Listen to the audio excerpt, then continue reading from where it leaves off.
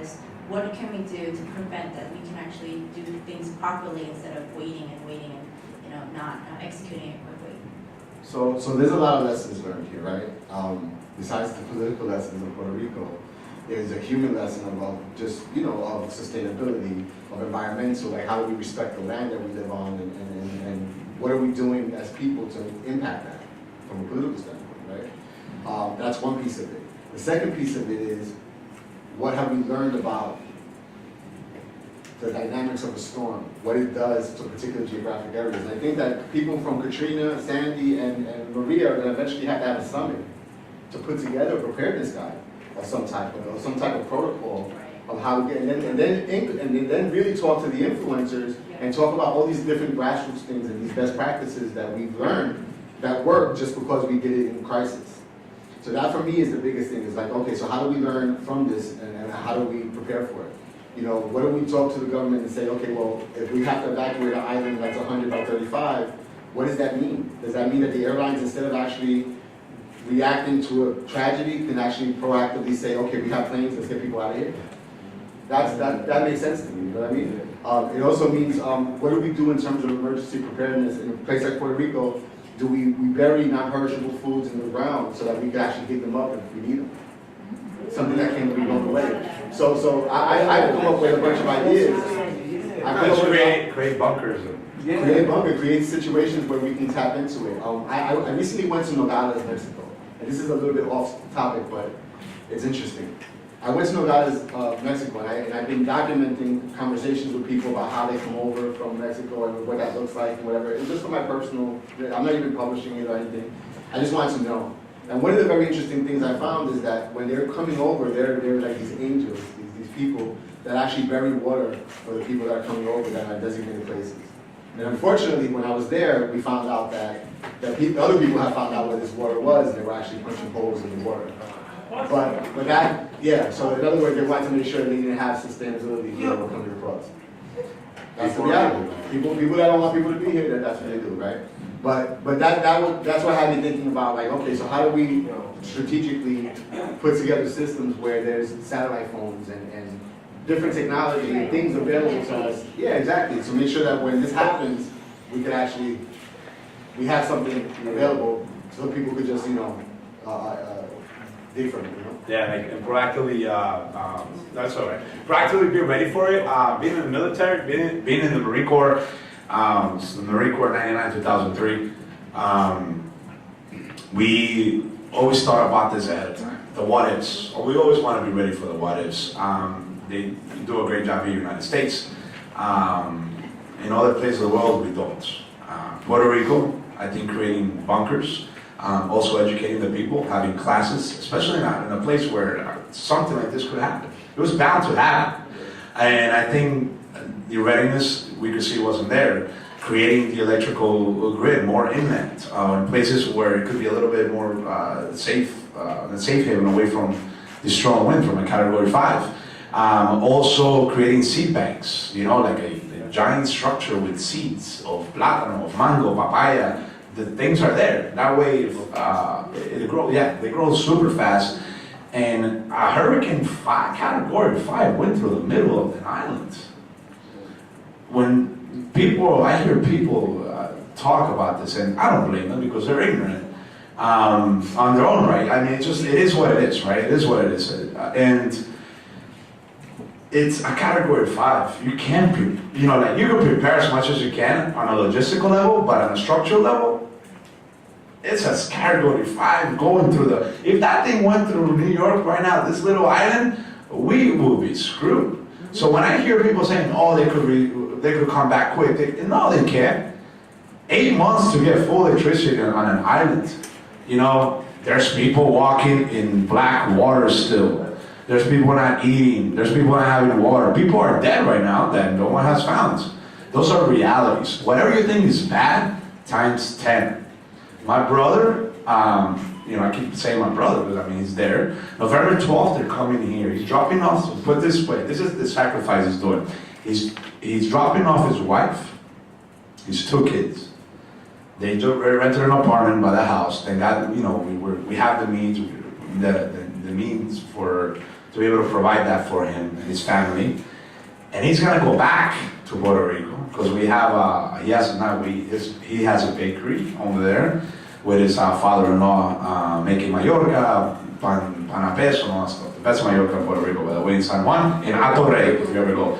But he is pretty much providing for the community there. So what he's doing is making this pan a peso at cost, which is like 23 cents a loaf of bread, for the people in the area, so at least they could eat something. So whatever he's making, he's putting it back into the community. So he's gonna drop him off, leave his family here, and he's gonna go back to Puerto Rico. So these are the things a lot of the, we don't see, we don't hear about. So there's so much to do, but kind of like some of the real life stories that you don't get to feel the impact on because we're not around, because we're busy on our daily here, you know. You got a question in the back?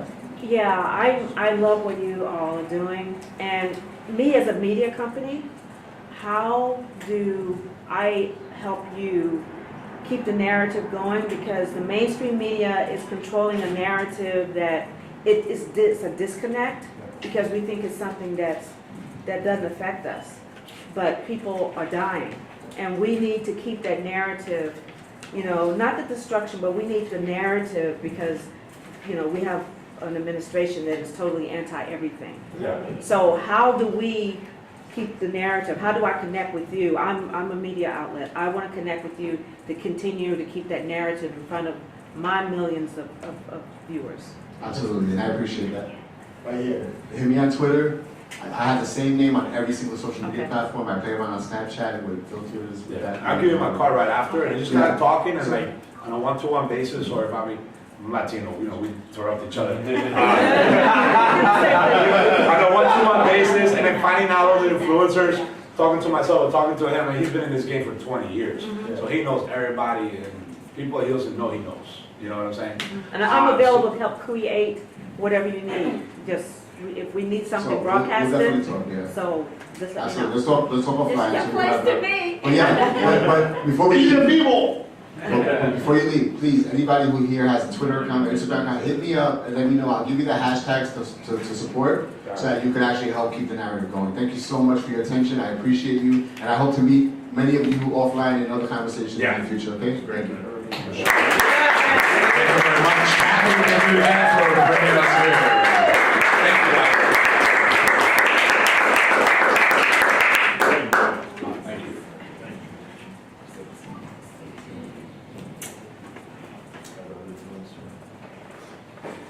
Did you love that? Yeah. I bet you love that. I want every one of you to stay tuned because we also have a special guest that will be singing for us. So I definitely want you to stay in and stay tuned. Next speaker we have is Joshua Rodriguez, and he will be talking about how he grew his YouTube channel from 0 to 110,000 subscribers on YouTube. And let's say hello. So let's introduce Josh.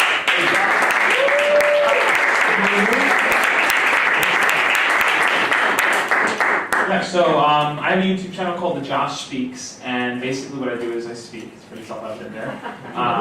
And my audience primarily is teens and young adults, right? So think about when you guys were growing up and you were a teenager, right? There were a lot of things that you struggled with, a lot of things you worried about, and probably very few people you could talk to about them, right? Feeling insecure about the way you looked, or feeling down about failing a test, or having trouble making friends, or even talking to your crush. All these different kinds of issues that younger people are kind of dealing with, that's what I focus on my channel. My goal is to help everyone learn how to be their best self. And I kind of took that platform over to YouTube because I felt like video was the easiest way for me to kind of communicate that message and to interact with people. So I'm trying to push the idea that I want to be the Mr. Rogers of this generation. I'll sit because I'm leaning against the chair. All right. So my goal is to kind of be the Mr. Rogers of this generation, to kind of help young people kind of grow into people that can feel confident, can feel compassionate towards others, and can be very mindful of how they kind of carry themselves throughout their lives. And as I've done this on YouTube, I started in originally 2011, but I kind of started taking my channel a little bit more seriously in 2013. And there were a few technical strategies that I kind of put into place to kind of grow that channel. And now I'm at, I believe, 111,000, 112,000, something like that. So one of the primary things that I kind of focused on when I started on YouTube, so just to give you guys a heads up, if you are thinking about moving into the YouTube space or just learning more about how to develop a channel or a brand that ties into, let's say, a YouTube channel, the one creator that I kind of always turn to is this guy Tim Schmoyer from the channel Video Creators. Like, he's kind of helped me like rethink about how I can brand myself, how I can take the idea of a YouTube channel and really focus on tying a business aspect to it. So, you know, Video Creators, videocreators.com is his website. I'd say definitely check him out if you're looking to really build a brand on YouTube there. And one of the original strategies I started with back in 2013 was, you know, when you type something into Google or YouTube, it kind of does the little autofill, right? Like if I type in how to do something, it'll kind of give you suggestions based on what people are already searching for. So for me, when I started my channel, I decided to really think about who my kind of ideal viewer is. You know, who's the person who's probably going to be watching whatever kind of content I put together. So for me, I kind of created that customer avatar, and that to me, that was a 16-year-old kid named Aiden, who's in high school, and he has a few friends, and maybe he, you know, feels down because he doesn't have a girlfriend, and you know, struggling with classes. He sucks at math. Anyone here suck at math? Like that's Aiden there, you know. And he's just kind of like figuring himself out. He doesn't know what he wants to do in the future. You know, he's kind of developing himself. So I thought about some of the things that, like, that Aiden character, Aiden kid, would kind of search for on YouTube. You know, how to be confident, how to talk to girls, all these different things. So I used the kind of the YouTube search kind of filter type of thing to see what would pop up when I typed in how to talk to girls. And you know, YouTube kind of gives all these different suggestions there. So how to talk to girls on Facebook, how to talk to girls in class, how to talk to girls at church. You know, all these different kind of options. And for me, what I did was I focused on creating individual videos on each of those specific topics. So I knew that if I kind of dominated that search term or those search terms, then it's like, you know, my face would pop up in a lot of the related videos. You know, they would see that, okay, there's a theme here to this channel. You know, like if I want to learn how to talk to a girl, this guy has a video on every possible situation and scenario there. So that was my first kind of strategy going into YouTube. I kind of looked up a lot of these main terms, you know, like what to do if you fail a test, and you know what to do if you fail your SAT, what to do if you fail, you know, your final exam, and I kind of tackled each one of those. So that was kind of my first strategy, my search strategy. The second one kind of ties into that, and it was kind of this idea of video grouping. So along with kind of just making those individual videos, I kind of thought of creating content in the form of like playlists, or kind of like, you know, like a book that encompasses all these different chapters to them.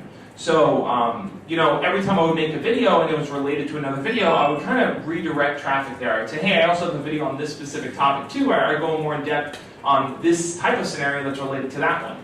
So all my videos kind of interlocked in a way. So, you know, if you came and you randomly, haphazardly stumbled on one video, you would see that there really is a theme to here, to the content. There's a theme to the channel, and there's a theme to what I'm trying to accomplish. You know, it becomes very easy to see what my message is, or what my purpose is, or what I'm trying to build out on YouTube. So I started to think,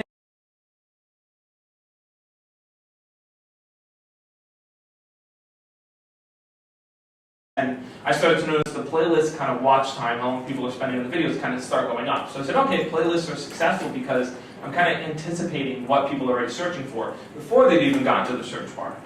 So that was kind of my second strategy I put into play. The third one was looking at my audience. Since my audience primarily were teens, young adults, college kids, that age, I started to think, well, what other platforms are they using? What other websites are they on? So anytime I would do research on a video, the one website that would always pop up at the top of the search, or even on YouTube too, would be WikiHow. So WikiHow is kind of like a Wikipedia how-to search site, right? And you know, anything that I could possibly think of doing a video on, WikiHow has an article about it. So for me, I was essentially playing catch-up to the content that was already out there. And what I started to do, this was earlier on, is that I would find WikiHow articles that were related to my videos, and I would put my video on that page, and I'd contribute to that page. So I got really involved in the WikiHow community And from there, I even gained new topics, new things to talk about on videos and stuff, but I really got heavily involved in WikiHow community, and WikiHow then became one of my top external traffic sources. So for me, it was a matter of finding where my audience is searching for the things that they're finding on my channel elsewhere, and just being a part of those communities too, being part of those conversations. The same thing too with channels that are similar to mine, people that also do content on dealing with depression or anxiety or building confidence or talking to girls or fashion, anything like that. I would try to jump into those communities too, be a part of the conversations and the comments. Because if I knew my audience was there, then I wanted them to see that I was a familiar face that would be there too. So another strategy I did too was, like I said, being part of those conversations was also collaborating with a lot of those creators as well. So for me, some of the people I've kind of worked with, I don't know if you guys have heard of Dr. Jordan Peterson, I've worked with Katie Morton, like these are different people that have the right to be spoken to like a human being. And for me, it's like how I present my videos, how I speak in my videos, how I speak on Snapchat and Instagram. I really try to speak as if it's direct and one-on-one. And I talk to a lot of these kids through message one-on-one. There's a very deep connection with each individual subscriber there. You know, they look at me like I'm an older brother, or I'm someone they can talk to about what's going on in their lives when they can't talk to their parents, or they can't talk to their friends because they make fun of them. So I aim to fill that gap, that little niche of making kids feel like feelings are mentionable and manageable, and that they're worth being cared about. So that's kind of, I think, my specialty, what I've been doing on YouTube, what I've been doing with my channel and my brand. And I think because I've been focusing on that, that's what's helped me kind of grow my channel to 100,000 plus subscribers. Great.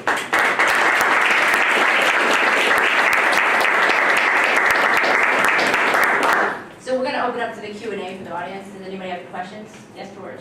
Hey Josh, so how do you, and I've never seen your channel, I actually know who you are, but I've never seen your channel in its entirety. How do you approach really difficult situations like bullying and suicide? So how do you approach those? Yeah, I get a lot of questions about like suicide and bullying and stuff. For me, it's like, I think what a lot of these kids need, so for me, I'm not a clinical psychologist or a therapist, I don't have that degree, but I think there's kind of this space in between the kid who has the problem and that person who's the expert who can help them. I try to view myself as the bridge there. So when a kid comes to me with a problem like, hey, I'm being bullied in school, this kid's going to beat me up, or I'm feeling suicidal, my parents don't accept me, whatever it is, for me, I just try to give them the space to kind of talk about it and get them to open up about their feelings and show them that it's okay to feel the way that they do, even if they do feel suicidal, it's okay to have those feelings. Like, you're not bad or wrong or abnormal for feeling that way. And for me, I try to help direct them to the right kind of people. So, you know, just recently I had a kid that was talking to me about bullying, and he said like, oh, the kid wants to beat me up after school on Friday.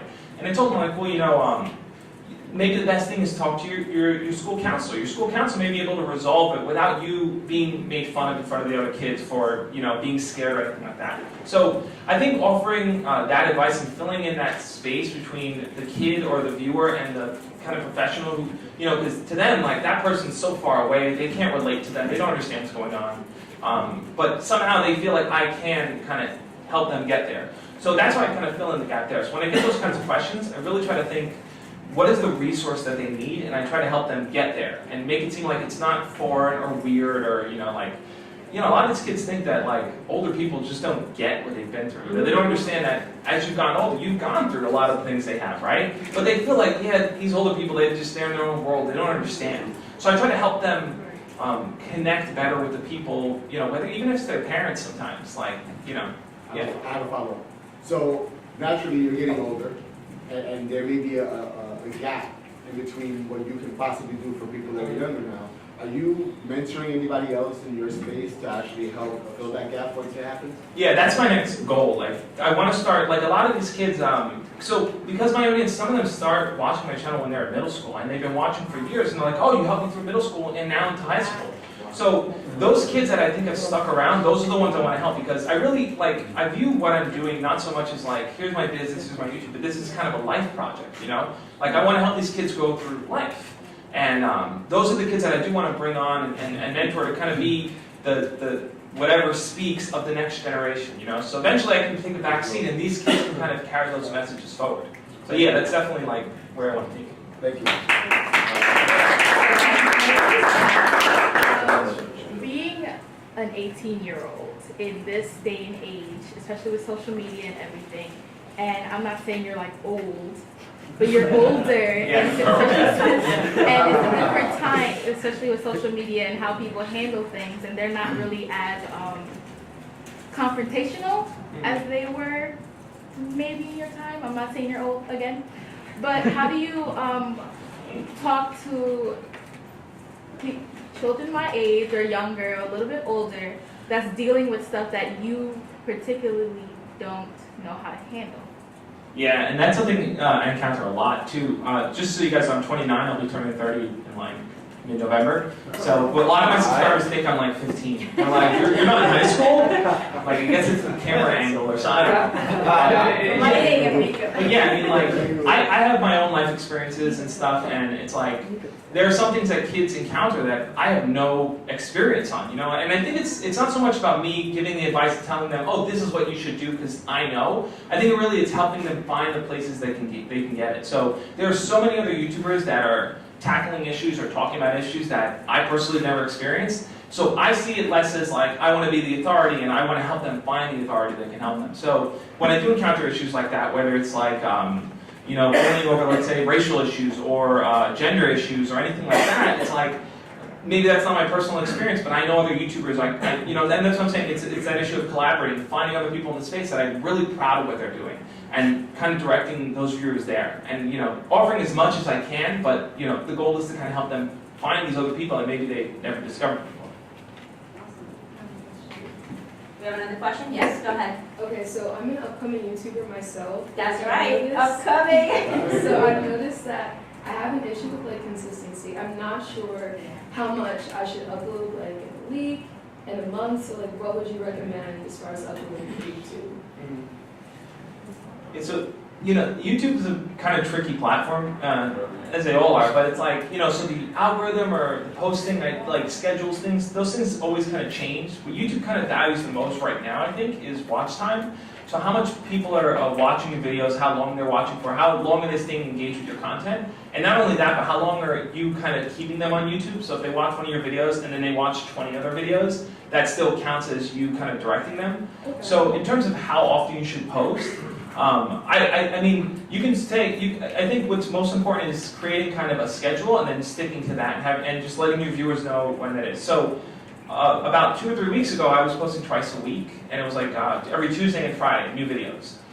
For me, I kind of upped the content. Now I do 5 videos a week, and I just kind of figured out how to make it work in my schedule. Maybe shorter videos, maybe I don't use a script, I just kind of go off the cuff, whatever it may be. And I do 5 videos a week now, and I'm testing that out to see if that creates more watch time, if people kind of understand the consistency, but now it's kind of like retraining my audience to expect 5 videos a week. So I think it's like whatever you choose your schedule to be, whether it's once a week or twice a week, really communicating that and letting them know that like this is when to expect a video these specific days, because I think that holds more value, because then they know they're anticipating it. But if I just had to give you like a flat answer, I would say probably start with maybe once or twice a week. Probably twice a week, I think, because when you post a new video, like this is the technical things, but like YouTube kind of sees how many people are viewing within the like first 48 hours and stuff, and then based on that, they kind of help rank the videos. So if you post like either once every 48 hours or 2 days or something like that, then it shows that you constantly have new videos up, and it always mark it as new, and there's a higher chance that, you know, viewers or subscribers will see it because it's still marked as new. So that you're always bringing them back on the platform there, you know, every few days, and then there's always a chance that they'll catch your video. That's why I'm switching to the 5-day schedule, to see if like, anytime someone watches one video, oh wow, he has like 3 new videos, and you know, it's marked as new, and it's ranked a little higher because it's new and everything like that. But maybe 2 days a week, I would say start with that and see, you know, what works with your schedule really. How long is the video should be? How long should the video be? I mean, it really depends on the content. So it's like you'll see like video game videos go up and they're like an hour or something, 45 minutes. And it depends on the type of content you're making too. So for me, what I tried to do too, and this is a learning lesson for me. I was doing short videos, 2-3 minute videos, and I said, okay, well, YouTube, you know, ranks watch time higher. Let me make my videos longer. So I switched to like 6 to 10 minute videos. And then I looked at the average view time, and it was still around the same time as it was when I was making 2-minute videos. And people are staying engaged for about 3 minutes on my videos. And you can kind of go into your analytics and see how long viewers are engaged on average. So here I was pushing out 2 videos a week at 6 to 10 minutes, and people were only staying for half the video or less.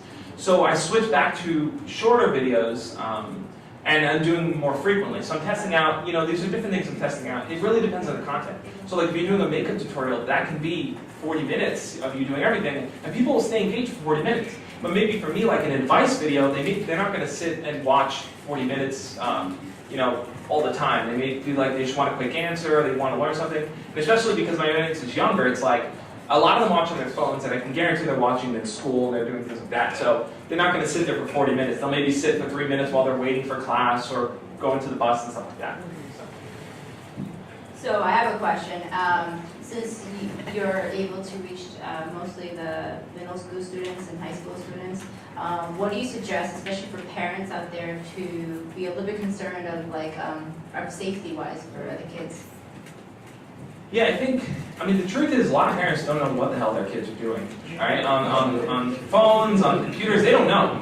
So, I think for parents, it's this weird dynamic I think parents and kids have, because it's like, the kids view the parents as kind of out of touch, and the parents feel clueless as to what the kids are doing. So there's a disconnect there, and no one feels comfortable about approaching it without it kind of being a fight or being a problem, or it's like all these different things. So I've done a bunch of videos kind of really talking about how kids can kind of open up to their parents and talk to their parents about what they're going through to try to help bridge that gap there. But I think parents who are concerned about the safety aspect of it, it really is a matter of, I think it's kind of changing how you approach it with your kids. So you never approach it from the perspective of you're afraid of what they're doing. You approach it, I think, from a place of curiosity. You want to learn what they're watching. You want to learn what they're doing. You're excited about what they're doing.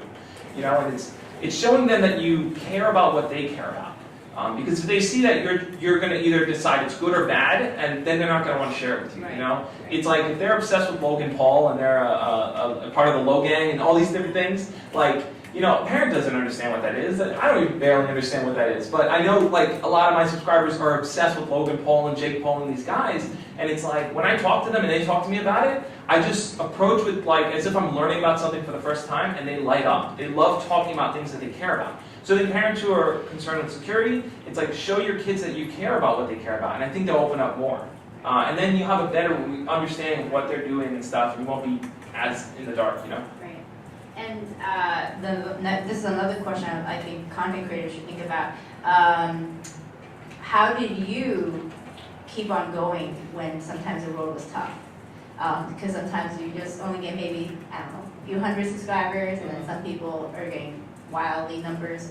What is the motivation of why you keep continuing? Yeah, I mean, even though I've hit 100,000 subscribers, I still feel like I'm a small fish in a big pond. To the average person, that sounds like a lot, but when you as a YouTuber, when you say, okay, well, there's other people with millions and stuff, you feel a lot smaller. So I think it's all relative where you rank yourself.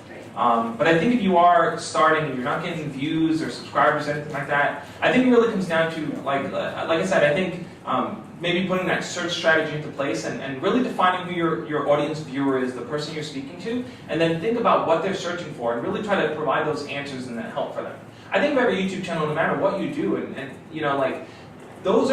channel is a platform to help someone. It's a platform to kind of provide something for someone that maybe they don't know where to search for, they don't know where to look for, and they're coming to you for some kind of answer, whether it's to laugh at a video game video, to learn a makeup tutorial, or anything. So all of us have the opportunity to use this platform, YouTube, and build a channel that really can do something great. So I think that if you're struggling, you're at the beginning where it's like, man, I have a great message, I have a great vision, but it's just not playing out like I want it to. I think part of it is really redefining who you're speaking to, and then kind of looking to see what kind of content they're making, and fill in that gap. Fill in that library of what they would look for, and then, like I said, collaborate with other people in the space, go to other platforms that they're on, and kind of interact in those communities. I think if you put these little strategies into place, it can help kind of give that boost. Great. Anybody else who has a question? Yes, Gerard. Hip hop game. Okay, first of all, can you come over here? We have Gerard here. Can we come over here? So y'all, what's up? I want you to plug in your show that's coming up. Just, Thanks, I appreciate it. Yeah, go ahead. Well, first of all, God bless everybody, and everybody been great, yo. Real talk, you the woman for real, like you know what I mean. So Full house. no doubt. So I will not be. I'll be very quick. So my name is Gerard Williams. My grandmother, rest in peace, she taught me how to play video games. I love when you mention video games. It's dope. So she taught me how to play video games. So what I do is I make video game videos on YouTube. I'm a partner with Hot 97, as you can see on the belt here. I'm not a partner with GameStop anymore and stuff like that. You know, bad business practices. I'll just keep it real. So, but I work with B&H Photo and stuff like that, and I also work with Logitech. That's my brand as well that I work with. And all I do is I play video games, and I'm very inspirational too because I'm led by love, and that's how I approach everything. My question to you was streaming. Like I stream a lot because I'm a gamer as well. So how would you manage like watch time and things of that nature when you're posting in a streaming side of YouTube? How does the algorithms work with that to find success when you're streaming on it? Yeah, I mean, streaming is something I'm dabbling more into. For me, because I do kind of how-to content, it's a little different. So it's like I'll do like a stream where it's like, all right guys, we're doing Q&A on going to prom or something like that. So it's very targeted to like an event or things like that. But I think with streaming, it's a similar kind of practice where it's like, you know, if your audience is like, if you, let's say you're playing a popular game that just came out or some Overwatch or something that, you know, whatever just came out right now. Actually, Wolfenstein 2. Yeah, Wolfenstein 2, you know, that's the thing right there. For real, Wolfenstein 2, y'all gotta play that. Real talk. But I mean, I think it's like, you know, what are the platforms people are kind of really like watching those things on Twitch and YouTube, and those are two of the big ones that are there. I think really it's kind of, if you can do like a co-stream with another streamers and stuff like that, bring them on, it's like you can play multiplayer, things like that, like find other people that are playing the same game and try to collaborate with audiences there. Because like if there's another person doing Wolfenstein that's popular and stuff, you know, and there's like a multiplayer aspect to it, you guys can collaborate on that, you know, like I think that's how you have to approach it. The same kind of strategies, but it's like, you know, especially with gaming, it's like gaming is a very collaborative kind of experience. You know, there's the individual single player aspect to it, but the collaboration part is like a key thing. And people love seeing different personalities kind of mesh in gaming. So I think really like reaching out to people and saying, hey, let's play, you know, play this together, let's play that together. That might be a way to do it. Now, to kind of build an audience to come to the streams, I mean, it's the same kind of thing. I think it's like you have to kind of direct your audience to that kind of content there. With live stream video on YouTube, let's say the replay factor, it's like, I don't think anyone has totally figured out how to make things like purely livable. There are some channels, like I mentioned, if you check out Video Creators, he just put up a video on there about, he talks to a person who does live stream gaming. And the channel is purely live stream gaming on YouTube. And she just has all the replays of her games there. And she gets a lot of visibility because people subscribe to the channel because they just want to see the replays of the games. They want to see that. So, you know, if you build your channel around that, you can build your channel around live streaming and only using the live streaming and not like the regular upload of YouTube. But definitely check out the channel Video Creators because I know he just put up a video recently about that. We talked about live streaming and how to add replay value to it. Perfect. But you the man. Well, hopefully we can play some games together. Do you game? I'm gonna start gaming more. I cool that. I'm gonna play games. You know what I'm saying? Josh versus his out here. Let's see what you got. Word up. Thank you so much, Cyber. God bless. Anybody else have a question? Did anybody else have a question? Yes. There are so many platforms coming out these days. There's Snapchat, there's Instagram. How do you keep up with all of them versus how do you decide to just focus on one? That's a great question. So what his question is, we have so many social media platforms, and it's really hard to keep up with all of them. How do you keep up with one? How do you keep up with the ones? I believe that's important. Yeah, I mean that's I think a struggle for a lot of creators because you hear a new platform comes out, you obviously want to get on there and take your name and set it up, and then you know you want to test it out. So this is something I was practicing now with this new platform, Anchor. And Anchor is kind of like an audio platform. You can use it for podcasting. So I said, okay, you know, this is a new platform. There's a lot of creators that I really admire on there. Let me jump on Anchor. So I started doing it for a while, and I was doing like these kind of audio podcast clips throughout the day. And I was getting some visibility, not a lot of interaction. So I kind of eventually dropped it. But you know, I think when new platforms come out, it's important to kind of take a step forward and try them out and see if they fit with your brand. For me, I thought it did because I said, okay, I can record bite-sized clips of motivational advice. You know, like it seemed like it fit perfectly, but the audience for me wasn't there, or maybe I didn't promote it right. There's a million factors there, but the ones that kind of, I think, stick around and really have to just look to see what your audience is primarily using. So, you know, a few years ago, it's like everyone was on Facebook, everyone was doing everything on Facebook, and that was the platform. And there's still a huge community and huge audience on Facebook with Facebook groups and live streaming and things like that. But now a lot of, it depends on the age of your audience too, a lot of people are also switching over to Snapchat and Instagram and things like that. So those two platforms seems to be kind of like, you know, they're at the top as well. So as new platforms kind of come to the market, it's a matter of, I think, testing them out, seeing if they fit with your brand, and then just trying them out. You know, give yourself like a test period of a few months. Like I did Periscope, not Periscope, I did Periscope for a while too, but Yeah. I did Anchor for like 2 months or 2.5 months or something like that. And, you know, it kind of wasn't going in the direction I did. So I said, okay, I'm investing time into this. Maybe I could just do more on Instagram where I know my audience is there and stuff like that. So it's hard to just know what platforms are going to pick up and what's going to work. And sometimes you might come across a platform that is brand new and isn't mainstream, but really fits with your niche.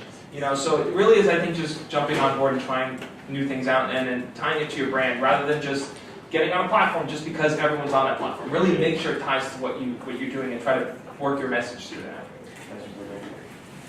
Any other questions? Yes? First of all, congratulations for your work. Thank you. And my question is, do you bring to the conversation with your kids things that, like what happened in Puerto Rico and Virgin Islands, and also do you tell them the political power they have or will have over that in the future? Well, I can answer that question. When I watch Josh Speaks, I notice he's focused more on self-confidence for the teenagers between, I would say, 13 through, I would say, 19 plus more adults. So that's where he's mostly focused on the areas of his work. In terms of, I mean, I'm pretty sure there's a lot of other channels that actually talk about that. I ask that because when we say nowadays, you talk to kids. Kids are having a lot of problems, pretty stupid problem with bathrooms in other places, but that's political problem. You know, like they will have democratic power in the future, or they have right now. That's the way I ask you to support this kind of conversation to me. Yeah, I mean, anything that's been political or politicized and stuff, I've mainly stayed away from. Right. And part of it isn't because I don't, not because I don't think these issues are important. I think they're incredibly important. But my fear has always been that by delving into that, I'm going to alienate some of my viewers and stuff. Because so for example, I did a video on not to make this political, but I did a video on when Donald Trump got elected. I did a video just talking about my feelings about that. And immediately I saw like the channel shifted from like, we're talking about self-confidence, we're talking about self-growth, to people being divisive and people like attacking each other. And it's like, well, you know, I have my own opinions about anything, about all these different things, but my fear has always been I don't want to create this divisiveness with my audience. I want to keep my focus on. I don't mean go after any politician in particular. I'm just saying like how kids have to change what they don't like nowadays. You know, for any other politician in the future. So, it's like what's happening nowadays makes me sad. I've been bullied at school and nobody's doing anything about it. so he did talk about bullying as well. So all his focus, what he has, like he said, he does, what he does is focusing on just self-confidence and actually building the person up in a way where they actually grow internally.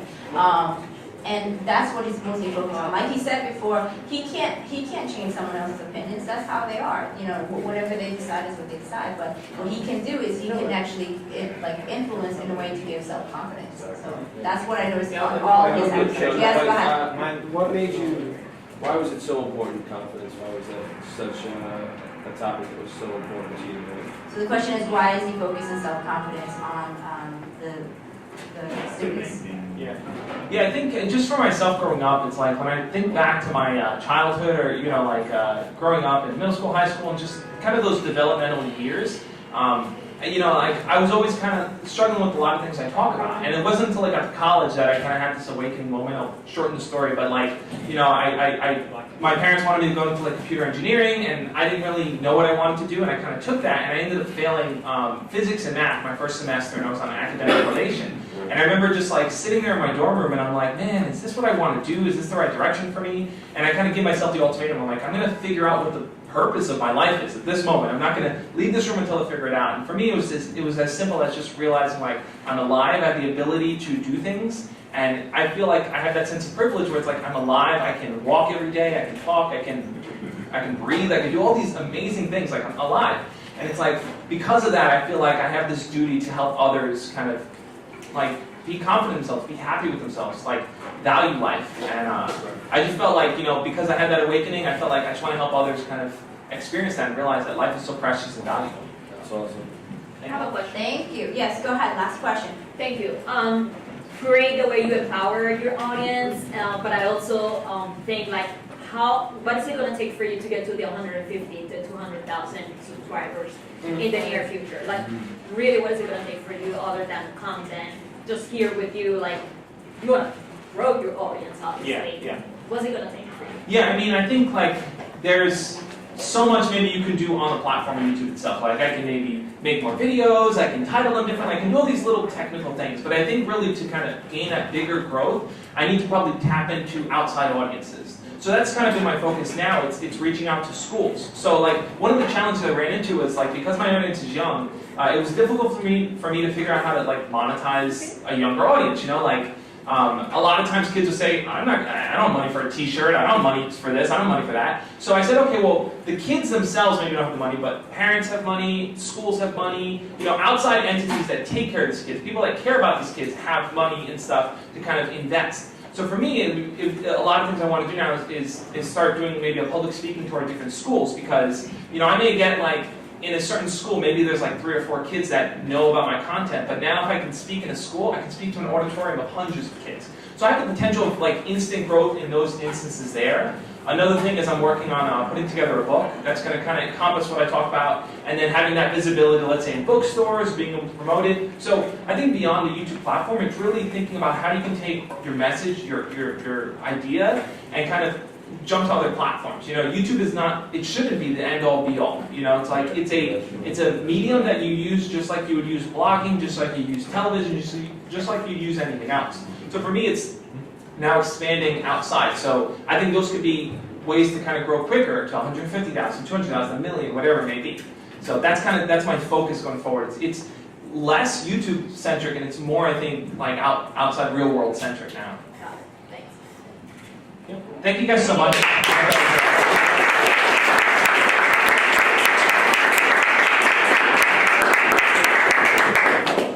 I hope that was very informational for everybody here. I really do, because I learned a lot from Josh.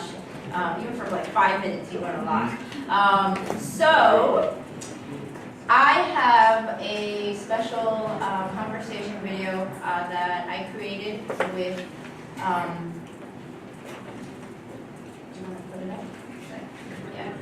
So I created a special conversation video, and his name is Barry Hendrickson. He's a very interesting person because when you meet him, he has like a warm heart, wonderful just outlook, and you can just sense that he's been helping for so many people. Today, you're going to see a short interview about Barry Hendrickson. Barry Hendrickson has been a wig master for over 30 years, and he's very humble. Like, you would never know who he is unless someone has told someone about someone, and you're like, really? How did you know about him? How did you know about Barry? So, I remember, I think about maybe 15 years ago, I accidentally went to his salon, and I was amazed, and then I left, and I came back, and someone referred me to him, and then I just started working with him. He's an incredible person, and I'll tell you why. For 30 years, he has helped women gain back their confidence through changing their looks, right? So a lot of people, especially celebrities, you always wonder, how do they change their look so fast? How do they, and then they astonish people, right? They go, wow, and then what do you see? All these people started following that trend, right? Think about all the famous people you could think of. Cher, right? RuPaul. I like RuPaul too. So I remember RuPaul back in the day. I think a lot of you remember RuPaul, right? From the 80s and everything. So I remember singing and dancing to his music video, Supermodel. And I remember as a kid, everybody was singing his song. But what everybody has not known was the fact that Barry basically put that look, that wig on him, right? And then he just transformed into a supermodel, right? Because everybody knew RuPaul was bald, but they didn't know who created this look, this astonishing look.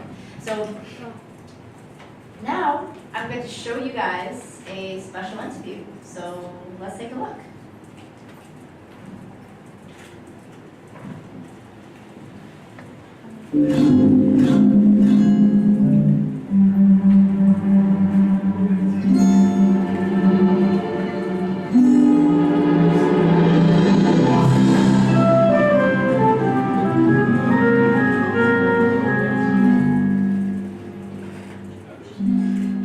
Welcome, guys. My name is Tiger One, and we're here in New York City with Barry Hendrickson, founder of Bits and Pieces, wig master to the stars. His wigs have been featured in music videos such as the B-52, Love Shack, and he's known on magazines nationally and on TV and film. Let's welcome Barry Hendrickson. How did you start in the very beginning? Well, when I was a young boy, I used to watch my mother set her hair at 6 in the morning and do it all, and I was mesmerized at how it came out at the end. And so I became very hair-oriented very young. You were always surrounded with the most amazing people. Well, working and living in New York allows you access to these people, and they find you. I met Cher. I didn't even know it was her really when she came into the salon I was working in. And I went, oh my goodness. And the minute I put the wig on her, her stardom came out. She was on an interview with Bobby Walters. I met Ruth when the B-52s were filming a video, and then he had heard about my lace front wig. We became friends, and from there, I've been working with him all these years. Diana found me. She said, how come I never heard of you before? I said, well, it's never too late. That was as far as I And so we clicked. We really hit it off very well. How did you transition into medical hair replacement? So one day, a young girl came to me because she was going through chemotherapy and she wanted to look normal. So I made her a wonderful wig on her, and she went back to her support group. And from that day on, they were sending me people. It's been a career change for me. We still do fantasy, we still do celebrity, but we do majorly hair replacement for medical reasons. And that works because they come in the door and they relax immediately. Well, Barry, this was a wonderful interview, and for those of you who are ever coming to New York City, stop by at Barry Hendrickson, Bits and Pieces, out on Columbus Circle. Thank you guys for joining in, and I'll see you guys soon.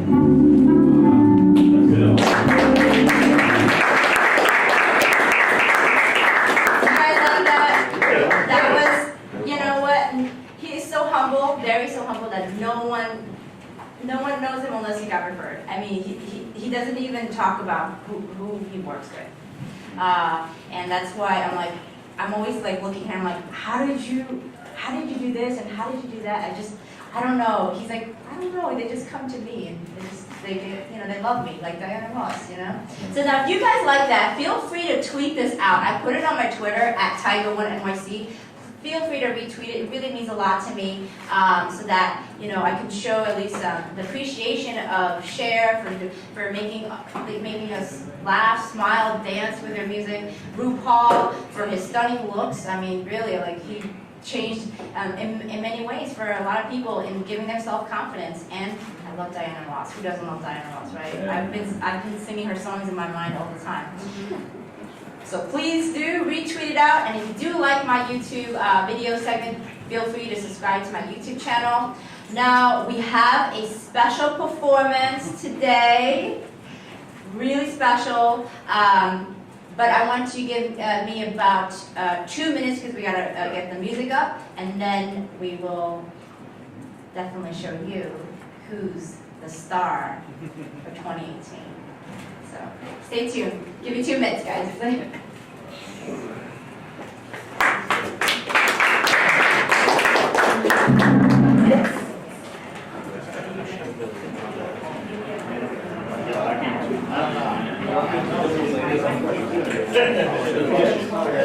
Oh yeah, I got it. Yo, I was sitting there.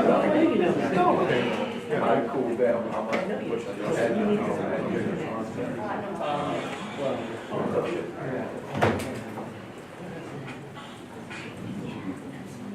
What's the name again?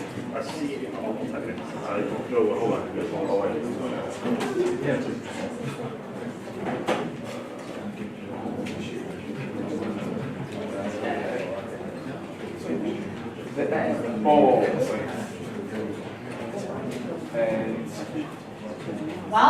While everybody's waiting here, I just want to let you know, has anybody seen a few years ago, the fight between Mayweather and Aquino? Has anybody seen that? Yeah. Whoops, sorry. We live streaming, I hope not. So I'm going to tell you a quick story about that one. So Mayweather at that time was, he's of course undefeatable. He's always been able to really know his competitor. But what he discovered something about his competitor is how he was able to perform his best. Right. So guess what? I can share that information to you.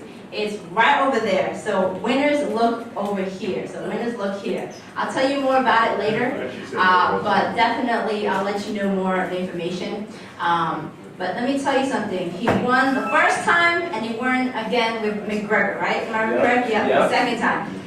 That's strategy, and that's also understanding what they're using. So I just really want to let you know about that part, okay guys?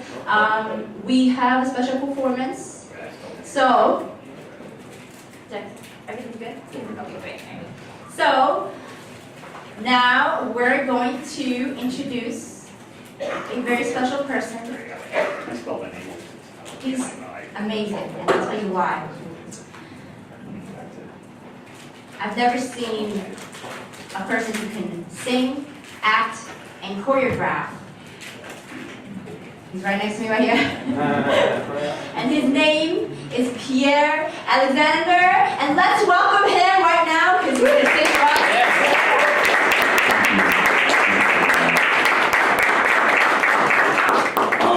Very quickly, I was born in Port-au-Prince, Haiti. I came here very young, at a very young age. And I think my earliest memory is that they always told me that I could never do anything. And I was determined to constantly reinvent myself. So I went into musical theater, went to Europe, performed all over Europe, speak 5 languages, studied acupuncture, self-taught, have an event company, and the list goes on. And now I'm tapping into the LGBT with male and female androgynous performance because I think it's very important to bring that awareness to other people. So here I am.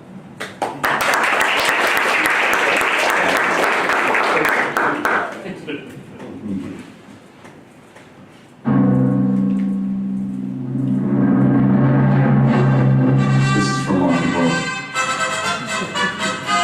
Happy Halloween.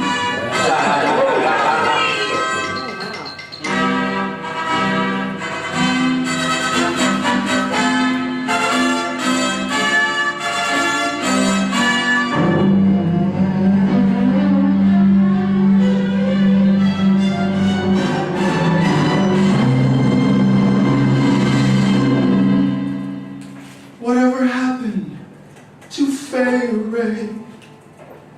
That delicate satin drape, pray, as it clung to her thigh. How I started to cry,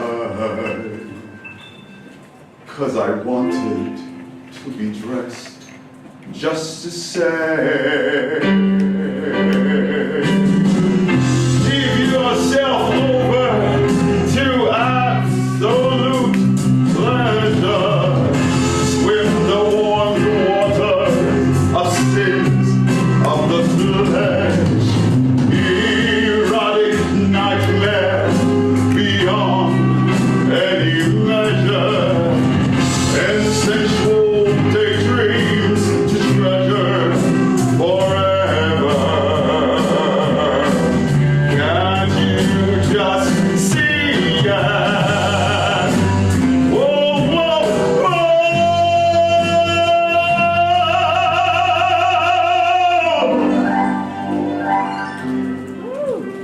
don't dream it.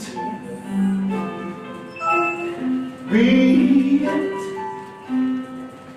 Don't dream it.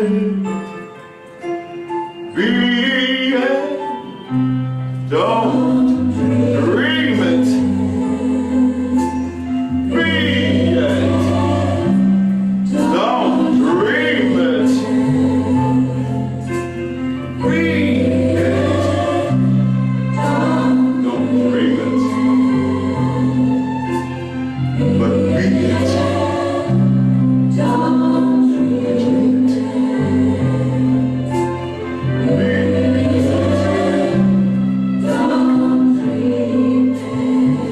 Lucky Pierre. This life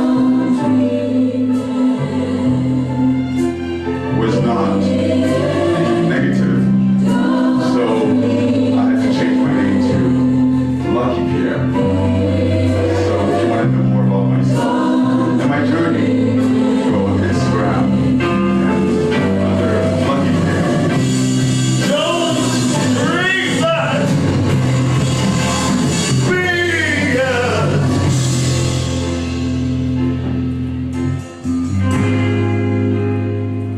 Thank you. Thank you.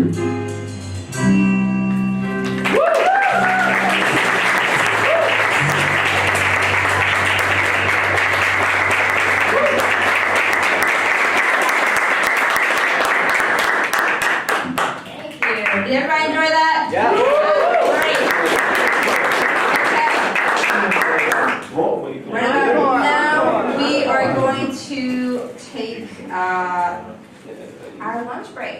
That's what it is. Right now. So we have about 1 hour lunch break, so we are going to start now. We should be ready by 1:30 and okay, so we're going to start about 1:30 and we have to make a special announcement because our sponsor is here, which is RENALDO LINARES. I want to say thank you so much for sponsoring our lunch. So just want you to know what we're having. So the first thing, the first item, walking from by the plates left to right, is congri, the Cuban black rice, which is black beans, not out of a can, actual beans, cooked down with, once they're cooked, we add white rice to it. Then do a saute of red peppers, onions, cilantro, good pork fat, the healthy one, some bay leaves, and cooked again, so making a black congri rice. And then you're gonna come up to the black beans. Black beans are vegetarian, vegetarians today. The complete vegetarian, amazing, just made out of oil broth, lightly seasoned, it's letting their own flavor speak. And then you have the sweet plantains. Take it, they're not, I'm not a magician, but they are as close as fresh as possible. They're gonna taste very, very fresh, just tricks that I've learned. And then you have yuca cocida, boiled yuca, in a mojo, like a real tangy garlic sauce, which is amazing. And then you're gonna have a pollo fricassé, which is a very old school dish. And that in there is gonna embody garbanzo beans, yuca, papa, chicken, and then it's broth just made out of all that. So that's kind of the meal today. All right, and from Martino's Cuban restaurant, I know it's in New Jersey, but let me tell you what, you're never gonna find better Cuban food than that. The menus are there, sorry, and just enjoy, eat some good food, all right? Thank you. We have Yafa Regev right here from Robbie K and Integrated Wellness. She's also giving us our lovely lemonade with some mint, if I'm correct. So it's going to be really delicious. Definitely, I want everyone here to enjoy it. And if you love it, definitely take some photos and just give us some shout outs. So that's pretty much it. Thank you. By the way, I want to also mention that video that I did an interview. I also want to mention we have the award-winning composer, Aaron Kenny, who's right here. Right over here. He's right over here. Please stand up.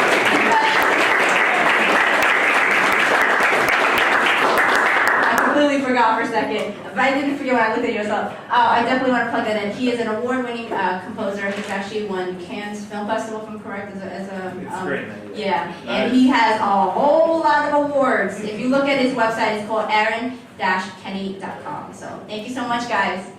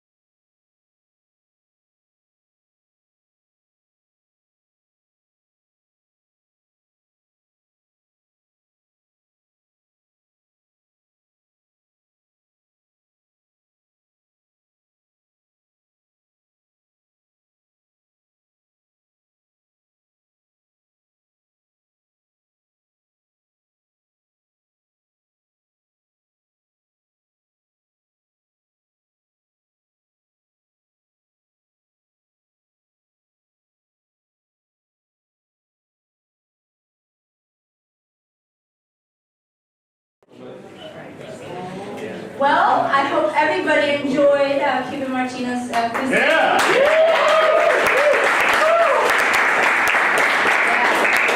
Ronaldo Linares is a wonderful chef. I mean, he's phenomenal. By the way, guys, later on we will also have Chef Frank's Bar La Vento in 30th Street. So if you feel like joining us at 6 p.m., let me know and we'll get you in for wine and appetizers.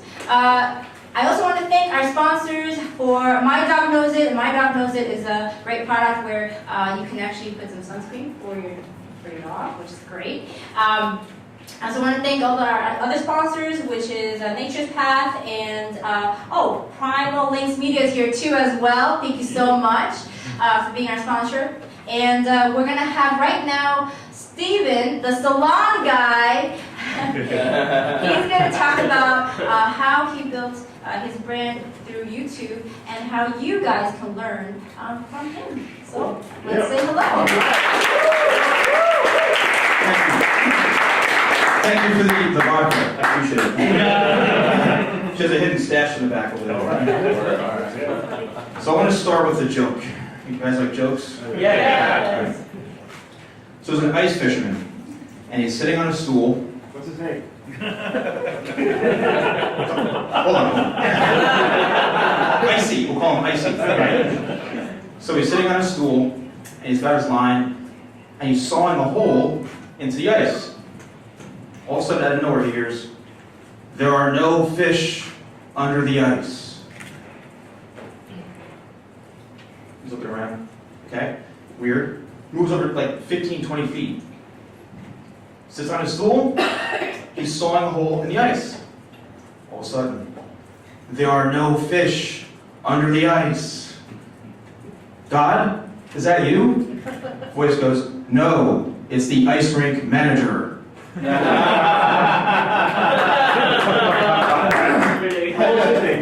don't know. Anyway, now you can all leave. I tell people I should do stand-up comedy. I do sit-down comedy now. Right? Okay. Enough of the bad jokes. So my name's Steven, the salon guy, and you're probably wondering, the salon guy, what is a bald guy doing calling himself the salon guy? So I've been in the beauty industry for over 20 years. I started when I was 5, and it's about 20-something years I've been in the beauty industry. And building a brand is a very unique and interesting topic because everybody either thinks they're a brand or they want to know how to build a brand, right? I'll talk to somebody with like 10,000 Instagram followers and they're like, "I'm a brand." I'm like, "Okay, what makes you a brand?" Or I'll talk to someone with 5 million subscribers or followers and they're, "I'm a brand." Well, what makes you a brand? So I'm going to share with you guys a little bit of my journey, a little background about myself to where I've gotten until today. And what resonates with people is their story, right? I can sit here and throw off numbers to you and blah, blah, blah. But what the most important part is the journey of how you've gotten to where you're at, right? Everybody wants either success overnight and they don't want to work for it. And that's one thing I have to tell you guys is stop complaining about shit. Like stop expecting everything to happen tomorrow. It's not going to happen like overnight. And if you're an overnight success, you might fail just that quickly. You know what I mean? So, patience is one of the biggest things that I talk about, being patient. Patience is painful. I'm starting to talk about that now. Patience is extremely painful. It's taken me 8.5 years, at least, to get to where I'm at today, which I'll share with you shortly. But that 8.5 years might, it's like nothing. But it's been the most up and down part of my life that like you can imagine. And that's about building a brand. Like building who you are as a person, okay? So who I am is, I'm technically by trade a hairstylist. So I was the first person about 8.5 years ago to start putting out content on YouTube as a hairstylist. Doing hair tutorials, that's what I do. A bald guy on YouTube doing hair tutorials. That's my thing. And I was one of the first people in the industry, the salon industry, to start doing that. I read a book called Crush It by Gary Vaynerchuk. Yes. You know what I mean? We all know who Gary Vaynerchuk is. If you don't, like, definitely look him up. I read a book called Crush It, and it was how to turn your passion into a business. I was like, shit, that sounds pretty interesting. Like, Yeah, I wonder, like, what's my passion? My passion is people and the beauty industry. So what do I do from there? The book basically outlines what you do. Step 1, buy a video camera. Step 2, start blogging. Step 3, put yourself out there. Do everything you possibly can to get yourself out there so people recognize who you are. That's what building a brand is. Getting your ass out there, going to events, shit like this, connecting with people, and letting them know who you are and what you do. That's like the core fundamentals of what you have to do to build a brand. Put the damn work in. That's what it comes down to. I literally followed the book step by step to where it was like, okay, I have a video camera now. I have a website. Like, what do I do? Am I a blogger? Like, what the hell is a blogger? Like, this goes way back when this was all new. So I was like, what do I call myself? Like, Steven the Bald Dude? Like, what do I call myself? So I said, screw it. I'm in the hair salon industry. The salon guy. It's catchy, right? People already knew who I was because as being a hairstylist, I'd worked for major companies, big brands. They all knew me as Steven the hairstylist. But then it went from that to taking a video camera, being like an on-camera personality, going out to events, and starting to get my name out there. So when I started a YouTube channel, I was like, what do I do? I started doing motivational videos for people in my industry. Like, I didn't even think about cutting hair. I was like, let me make videos for, like, how to not work in a salon that sucks, how to give better customer service, how to sell retail, how to, like, talk to people. That was my initial goal when I first started my channel, was putting out content, but not really relevant to what I actually did with my skill set, which was cutting hair. Then all of a sudden, I get people going, do you cut hair? I want to see you do hair videos. I'm like, really? You want to see that? You want to see me cut hair? All right. So I started filming myself doing haircut tutorials. And then, Facebook. I was like, let me go on Facebook. So I built a Facebook fan page. I have 2 likes. Oh my gosh, 2 likes. And my friends were like, dude, you're up to like 15 likes. And I'm like, what? 15 people like my stuff? Like, and then it started to really sink in. And then I made a goal to myself, if I can inspire 1 person, then I'm onto something. I had a goal of 1, right? 1 person. That 1 person was like, Steven, dude, your stuff is amazing. I'm learning from you. You're very like motivational, very educational. That's when it sunk in.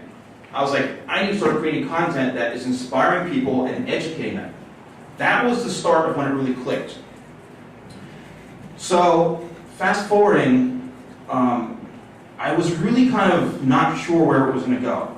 So, Steven the salon guy was going to events, interviewing like friends. I'm like, dude, you own a salon, can I interview? Like, I want to make content. They're like, okay. It was starting to build my brand up until I got really, really good advice from somebody who was on a TV show. He goes, Steven, everybody knows you as like the salon guy who's interviewing like Bob, the salon owner. But like, people aren't going to remember you for that. Like, you need to start attaching yourself to bigger things. Like the salon guy needs to be attached to like a celebrity or some sort of like something that's high profile. I said, how the hell do I do that? Start going to events. Start getting media credentialed at like fashion shows. Start trying to get interviews with celebrities. Start talking about what you do with high profile people. So it's not Steven with like the salon owner, Mary, but it's like Steven with like Kim Kardashian or Steven with whatever. So I was like, holy shit. Like attach myself to something much bigger than I am. So I started going to fashion shows. Mercedes-Benz Fashion Week and this one and that, interviewing celebrities. I'm like, hey, so-and-so, like Christina Ricci or like whatever celebrity I can get, or Regis, or let's talk about hair. They were like, okay. So I started interviewing celebrities about their hair. Instead of like, so who are you wearing? Which you hear like Ryan Seacrest every 5 minutes. So who are you wearing? It's like the same thing over and over again. Let's talk about your hair. Like, what's most important to you? Hair, fashion, makeup. They're like, holy shit. Like, I'm never asked that. Like, so I started doing stuff that was different based upon like my skill set and being able to talk to people. Then all of a sudden, Steven the salon guy was with this celebrity. Then he's with that celebrity. Now it's taking it to a whole new level. Attaching myself to things that were much bigger than I was. So now people look at me like, oh, salon guy, yeah, he was just with so-and-so. Or he was just at that event. You see where I'm going with this? It's like really putting yourself out there with something that's bigger and better than you are. And then I got involved with a TV show. So, did you ever hear of Jerseylicious? Yeah, the Jersey people are going, oh god, no. It was like the hair salon version of the Jersey Shore, basically. So that show was being produced at a salon that was literally 20 minutes away from where I lived. I was like, shit. So I went down there, showed face. They're like, oh yeah, like I'm the salon guy, I've done this, I've done that. They're like, oh, okay, interesting. I was like, I just want to connect with you people. I just wanted to go in to connect. Like not, hey, put me on the show. I was just like, hey, this is who I am. Next thing you know, I connected with one of the guys who was on the show. Then, before you know it, I'm sitting down one-on-one with him doing an interview with him. That went kind of viral. All of a sudden, the salon guy just interviewed the dude who was on that TV show. Now I'm attached to that. Next thing you know, the casting producer, hey, salon guy, like, we want you in one of the episodes. It just started growing and growing. So all of a sudden, they did a whole episode like on me, and then I started becoming more and more popular. It kept growing and growing and growing. It's like building a house, building different layers of your success, right? The next thing you know, the salon guy is all, on TV, he's doing this. Then I went to the Oscars, the Victoria's Secret fashion show, and interviewing dozens and dozens of celebrities. So I basically became the Ryan Seacrest of the salon industry, for the most part. I was at the red carpets interviewing, asking about their hair, creating content about that stuff. So building my brand from a somewhat high-profile perspective, so I'm not just Steven the salon guy, some random bald dude doing hair tutorials on YouTube, but Steven now, when you Google him, he's attached to like all these celebrities, right? So I'm creating like a whole format of like, I'm building a name for myself. So when you think branding, what actually is a brand? And recently, I heard something, the guy's an ad guy, he goes, a brand is when you take away the actual physical product, and that's what you're left with. That's what a brand is. I was like, shit, that's interesting, right? So like, what stands behind the brand? Like, what is it? It's the person that when you remove it, so me, it's like, all right, take Steven away from his scissors. What is Steven? Like, I can find all sorts of stuff about him. He's a good person, he's hardworking. That's the brand. A brand is a reflection of who you are as an individual, right? Whether you're small time, whether you're big time, whether you're a huge company, everybody probably in this room wants to have some sort of brand for myself. Like, by raise of hands, who wants to have their own brand, right? Or thinks them. See, like pretty much everyone, even that cat in the corner raised the damn hand. But like everybody wants to be something that's really credible, right? So when you think of branding, it's a true reflection of who you are as a person. It's a true reflection of what your goals are, but it's also something that's memorable. Right? When you see brand and image, like you think of all the 8 million logos there are for brands, it's something people remember.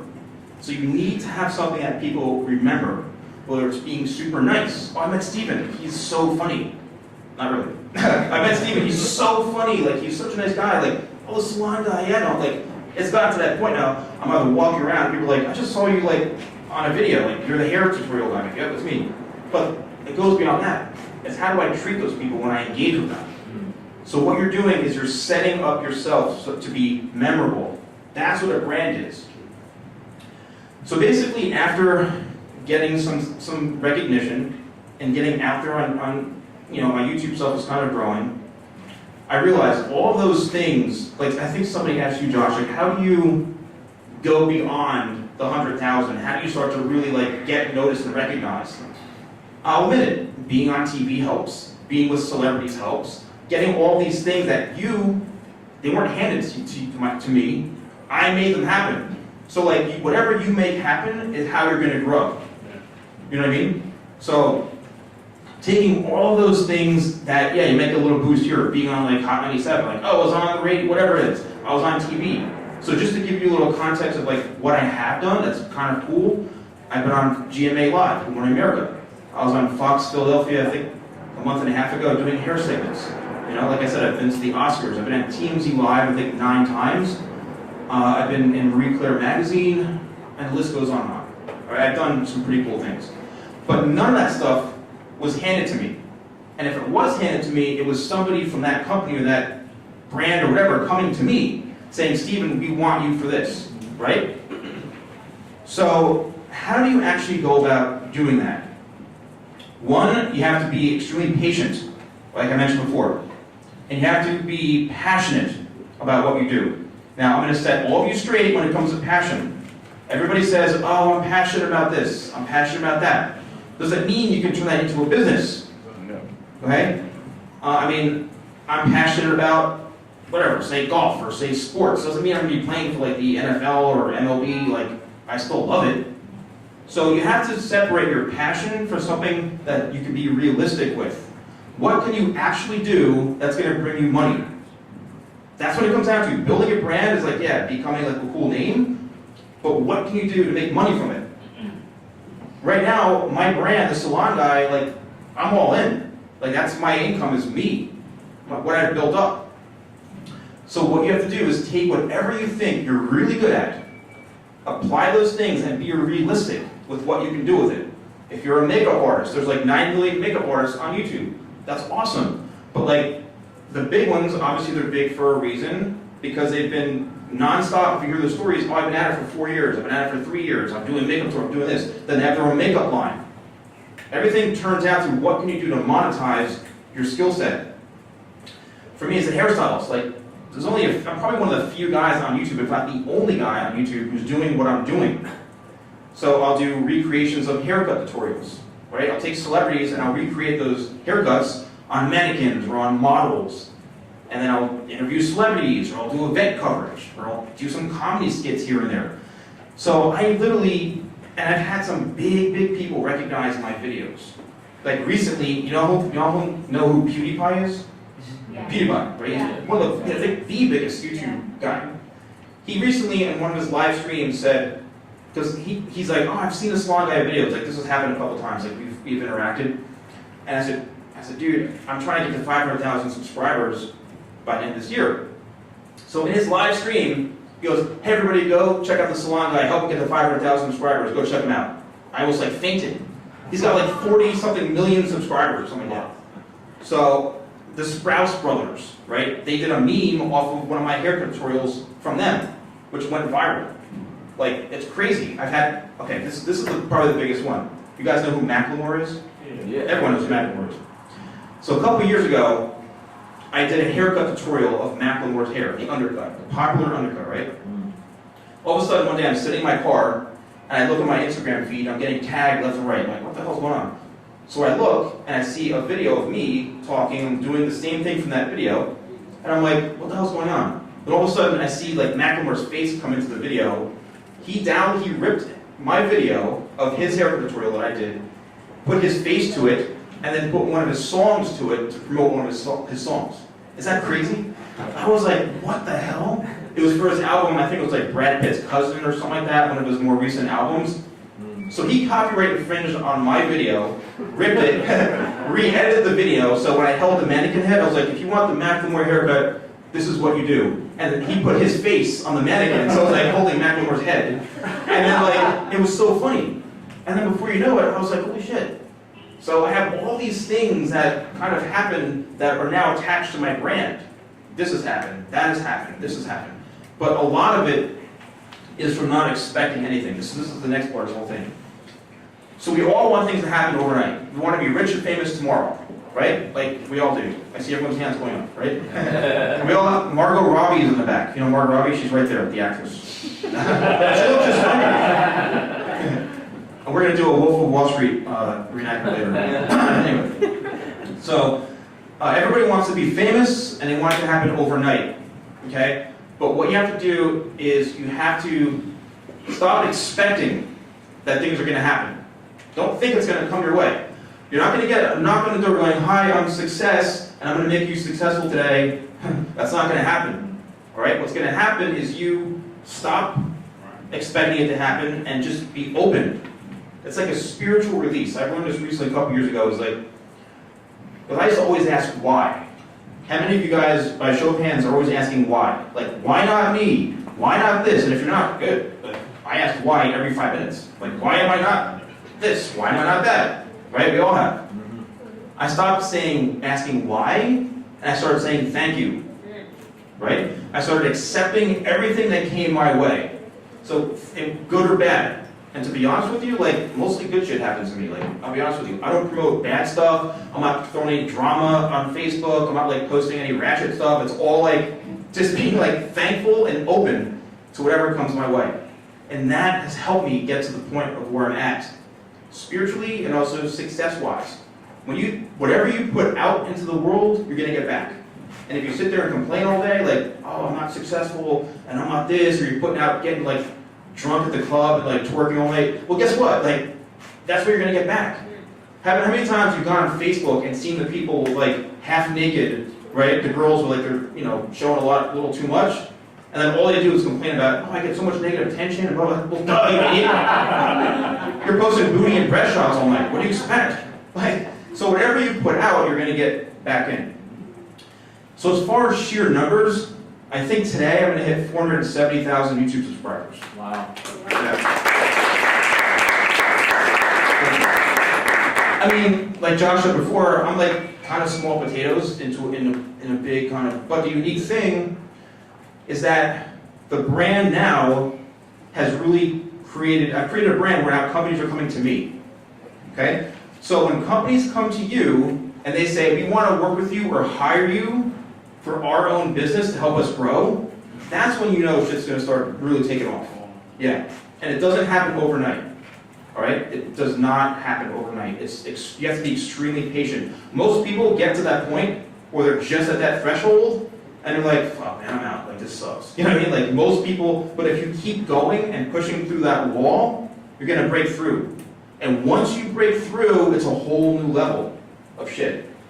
How many of you guys have done stuff for free that you said, "I wish I got paid for that"? Like everyone.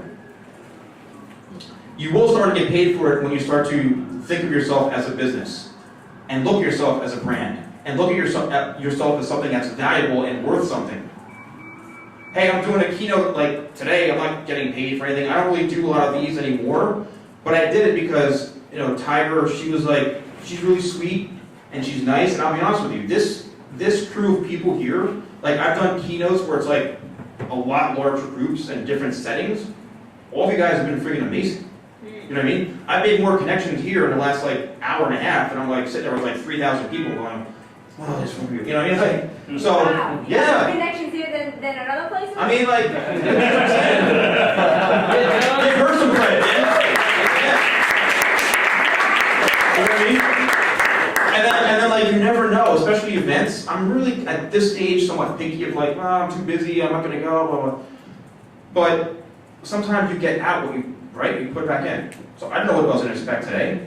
I came into this room it's like a maze to get up here. I'm like, it's either up here or down in the basement somewhere, like a dungeon. You know what I mean? Where's the event even happening? So I get up here, I'm like, okay. Next thing you know, this room just lit up with amazing people. So sometimes you just never know. Quality over quantity. Exactly, quality, yeah. How many of you, by a show of hands, actually made a connection here today? Pretty much like everyone, you know what I mean? And whatever happens in that connection, it's up to you. Let's talk about connections, quickly. There's a lot of bullshitters out there. You know what I'm saying? Yes. A lot of people who bullshit you. Oh, I'll get you this, or on that. Oh, really? You called up and they're just whack people, man. I've experienced the most. Being in fashion, entertainment, come on, it's that's the worst of the worst. Oh, I'll get you bookings, no problem. Yeah, okay, really, dude? So, make sure the connections you're making are really people that you think you can work out and leverage something that's valuable to both of you. Okay? You can hand out cards all day, but it's what are you really going to do for me? Yeah. And what am I going to do for you? Right. And when you get to a certain level, it's a whole different ballgame. Yesterday, I was at YouTube. I do a lot of YouTube space here in New York, which is in Chelsea Market. And basically, Google and YouTube own all of that. They have the top couple of floors, the whole Google building right across the street. It's crazy what they have going on. Being a YouTube creator, you have access to really cool things, right, Josh? We have access to really, really cool things. And the higher you get with certain numbers, next thing you know, people are coming to you with unique opportunities.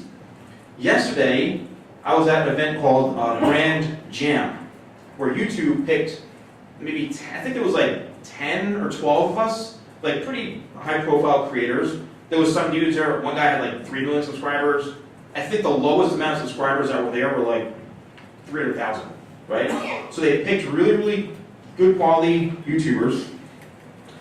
They brought in brands to connect with us as creators. You know who was there yesterday? Amazon was there yesterday, right? OkCupid was there yesterday. Clinique, Got2b, which is a big hair company. Like, there were like 7 or 8 big brands that were there that were coming to us as creators, and YouTube facilitated the whole thing. We're connecting actual brands and their PR people with content creators like myself. That's when you know when you have something valuable and people value your brand and what you built up, and they want to pay you for it to make content for them, that's when shit's real. You know what I mean? And you can all get there, but you have to be very realistic with what you want to do. Like, I'm telling you straight up, you have to be realistic. And it might take you 5 years, it might take you 1 year, it might take you 2 months, it might never happen. You have to accept yourself and say, you know what, I can really do this, I can see myself making money from it, and I can position it in a way where I'm not a scumbag, I'm not like some bullshit artist, that I'm the real deal and I can offer value to somebody from a business standpoint. That's what a brand is. Like, it's not about ego, it's not about like, I'm the best this, I'm the best that. I don't even call myself a YouTuber. I'm an entrepreneur. To be honest with you, I'm an entrepreneur. YouTube is a part of my brand. I'm mostly known from YouTube. And just to scale back what YouTube has done for me, one, as a hairstylist, I have probably 50 people a month that want me to cut their hair from all over the country. They see me on YouTube, oh my God, I want this salon guy to cut my hair. They email me, they contact me, how can I get a haircut with you? I book with them, I'm $150 a haircut for women, $75 for men. They come in, they pay it, I change their life, and it's like a whole different experience. I'm like the Wolfgang Puck of like haircuts, you know what I mean? You know what I mean? So that's one thing how it can help you. When you build something up, when people see value in what you do, and they want to pay you for it, again, that's when stuff is really starting to happen. YouTube has also gotten me where brands are coming to me because they want to hire me because they see what I built up. They're like, wow, we look at you, you built up a great audience, you've done this, you've done that, like we want to work with you. So now I'm not only a YouTuber, but I'm kind of a strategist. I do business development with companies because I'm applying what I've done to them because they're not doing it. There's no like creator officer, like a CCO, like, you know, chief creative or content officer. There's none of that. Now they're coming to people like myself who have built up something reputable. But I'm not only thinking myself as a creator, I'm thinking like an entrepreneur and as a business. Like, what value can they get? What can this huge company who's got millions of dollars, what can they get from working with me? So I think like them. I try to create strategies that are going to help build their business. Right? It's not just about me. How many people think it's always about me? You. You have to kind of step away from that and say like, no, it's about what can I do for you? That's what people pay you for. But you have to be able to execute. They wouldn't be coming to me if I had like 50 subscribers on YouTube. They wouldn't be coming to me if I'd never been on TV or if I've ever done this or ever done that. They might think, oh, Steven's a handsome bald guy. But anyway, they might think like Steven's. And by the way, my son is here in the front. This is my son. He left the soccer game to come be with us. Thank you. And that's another thing. There's so many bald guys here today. I love it. Finally, half of them left, of course. Yeah. Yeah. You know how I joke around is as I get older, my hair travels downwards. You know what I mean? Not pretty. You know Justin Timberlake. I'm bringing sexy back. I'm bringing hairy back. You know what I mean? You gotta see my back over here. It's horrible. Anyways, so basically. Good job, Dad. Thank you. Don't tell Mom I'm here, please. She thinks I'm in the bag taking out the garbage. Anyway, so but I just want to let you guys know that, you know, I know we have a limited amount of time. I do want to do a little bit of Q&A, right, with you guys if you have any questions, because everybody always has questions like, what do I do with this? But that's in a nutshell kind of my brand story. And they say it's lonely at the top. I say it's lonely at the middle, because I'm kind of at the middle right now. Like, I call myself an R-list celebrity. You know what I mean? Like, I started way down, but people are, oh, Salon, you're a celebrity, you want to take photos of you. I'm like, I'm just a normal dude. I have no ego whatsoever. I'm actually somewhat introverted, but I'm like really sociable at the same time. It's kind of funny. But I can work a room, I can joke around and laugh, but like, I kind of shy away from like 8 million people want to take photos of me. I'm like, okay. But my YouTube channel is The Salon Guy. All my Instagram, social media, The Salon Guy. All one word. And I know the next speaker, she's a trademark attorney, right? I have, I think, 5 trademarks now on The Salon Guy, which I spent tens of thousands of dollars on. So the salon guy is a registered trademark with that damn little R symbol on it, so it's registered, right? That's how legit it is, man. It's gotten to the point where the salon guy brand has become bigger than me, Steven. Yep. And that's what it does. And I'm still, like, I have so much stuff in the works right now that it's been a long 8 years to get here, but it's going to be even better 8 plus 20 years. You know what I mean? So, anyone have any questions? Yes. So when you talk about thank you so much for thank you. said it, and I love when you talk about like being an entrepreneur. Yeah. And when you find those BS people like trying to get you to, I assume that you go with your God sometimes. Like how do you assess really going with your God or going deeper in the relationship with those people? Exactly. That's a great question. How do you go with your gut? How do you know? Usually the first thing that helps me is a shot of tequila. And then, no, but what you need to do is your gut is usually right. You feel somebody out, but also here's the best thing, look them up. There's something called Google. Type in that person's name, and if you see 0 about them, well guess what, Mr. Bullshit Artist? I found shit on you. I ain't giving you my money. You know what I mean? Like, so look up, that's a little trick that I've learned. If somebody talks, oh, I'm this, I'm that, oh really, you have like 20 Instagram followers. That's fine, but like don't talk a big game if I look you up and you have like nothing. That's what you can do, that's the power of the internet. So if I'm like a digital media agency, or if I'm like a PR person, or if I'm like whatever, and then like I tell you this and you look me up, and you're like, this dude's like, wow, he's all over the place. He's on this. It's whatever you can find on that person. That's my best advice for anyone. Look that person up. We're all sitting there stalking people on Instagram anyway. Look the damn person up who wants to try to pitch them to you. You know? Any other questions at all? Oh my God, did I do that good? That you have no questions? Terrific. You were crushing it. Thank you. Oh, so speaking of, so Gary Vaynerchuk, I didn't mention this. His first book called Crush It, right? That's the one that started me on the whole thing. He has a book called Crushing It that's coming out that he asked me to be in. Wow. I'm going to be in his new book.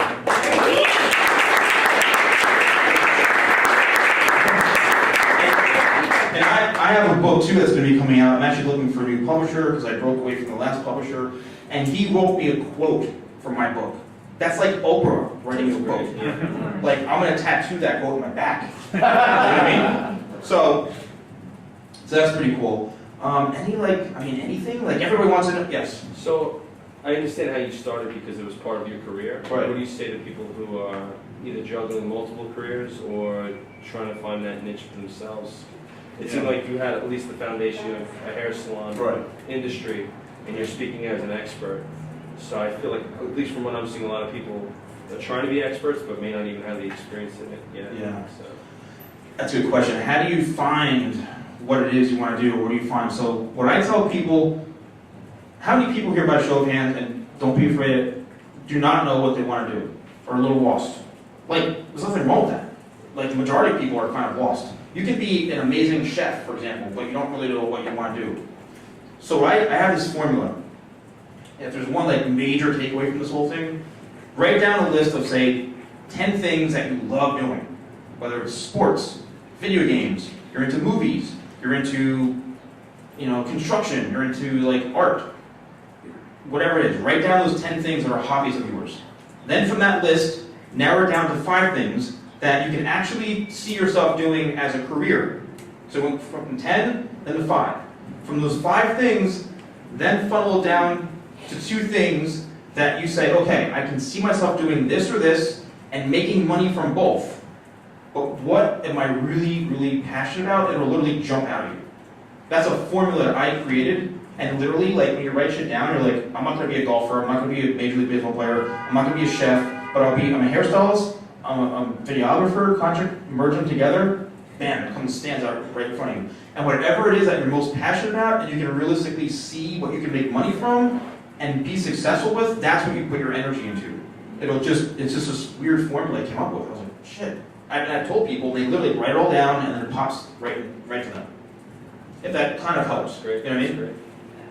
Any questions? Son?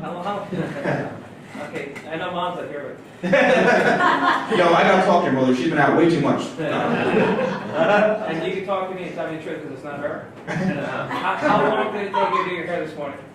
About 3 hours. I can tell, yeah. Yeah, and that was just my chest hair. Anyway, any other questions at all? How much time do I have left? Do I? Whatever you want. I don't want. No, I want to hug this all. I don't want to hug it. You know what I mean? Okay. But yes, Josh. Yeah, so besides YouTube, what other social media platforms do you find yourself focusing on? Good question. What other social media platforms do I find myself focusing on? So here's another thing. So YouTube has the live feature now, right? YouTube Live. I've been doing YouTube Lives more and more, where it's just literally like, hey everyone, I'm live. And I actually implemented it in part of my programming. But every Tuesday night at 8 p.m., I'm going live. I have a live model, I'm doing a haircut, or I'm bringing on a guest hairstylist, or I'm doing this. So I've been doing YouTube Live. You're getting instant engagement. It's literally like having your own like commercial on a TV show. If you're trying to sell something, like, hey everyone, they're already live interacting with you. You can then say like, hey, I have hair products, like purchase them here, or you have a question. So YouTube Live is great.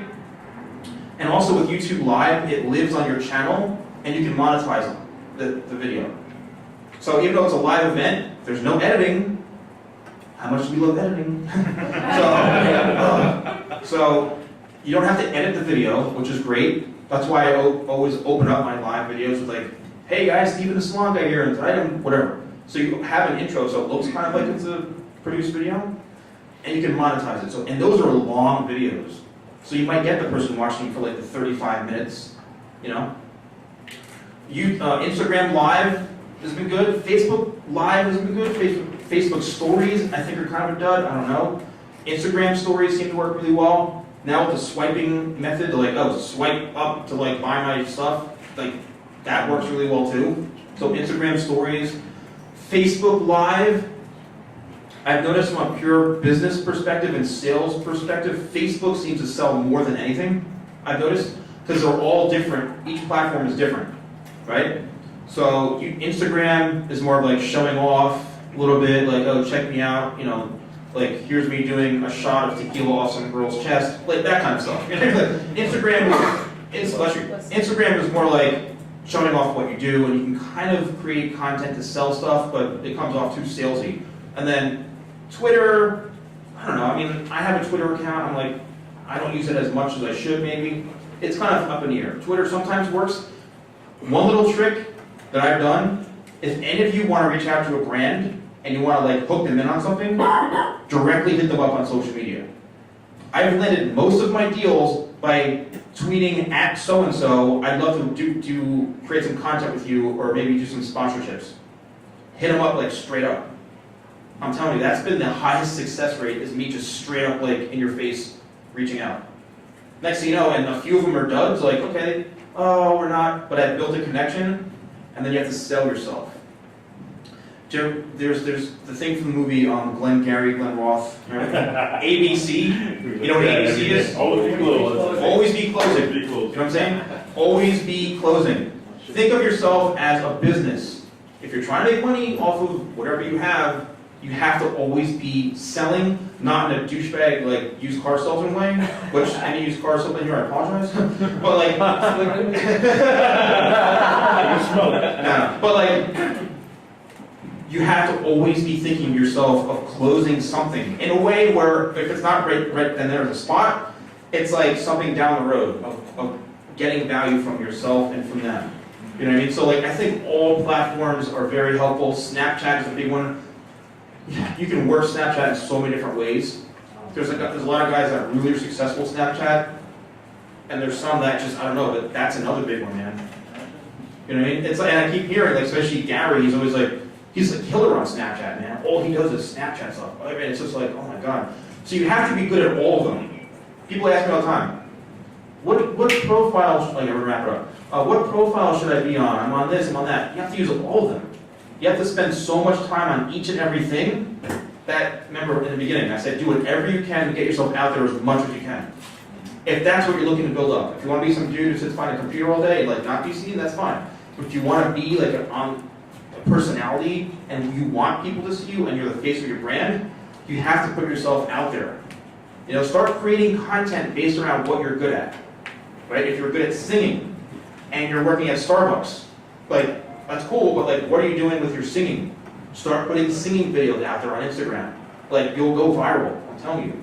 So start taking your expertise and start applying it to social media avenues, and then let it build. And again, it's not gonna happen overnight. You have to be patient, be passionate, and be thankful. That's it. Thank you.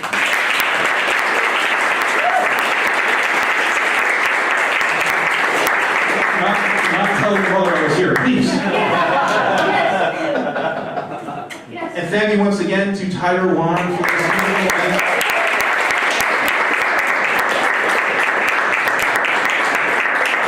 The show. You need one more photo? Let's take one more photo.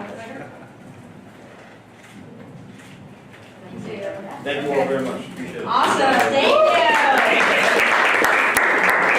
Isn't that great? Really great, right? Awesome. Definitely, I met Stephen, I think it was like another event. And see, this is so crucial, I'm going to tell you why. When you go to events, you have to know why you're there. Some people just go there and you're like, I don't know why I'm here. I'm kind of here because someone told me about it. You really have to think through, like, is it worth my time to go to these events? Because A, you're wasting time, right? So you really want to connect with the right people that you want to be with, or at least connect with. And sometimes it's okay. Like, some people are like, oh my God, I want to get their business card. I want to get that card. I want to get... Don't be a hogger. Don't be a hogger. Pick and choose who you want to be connected with, right?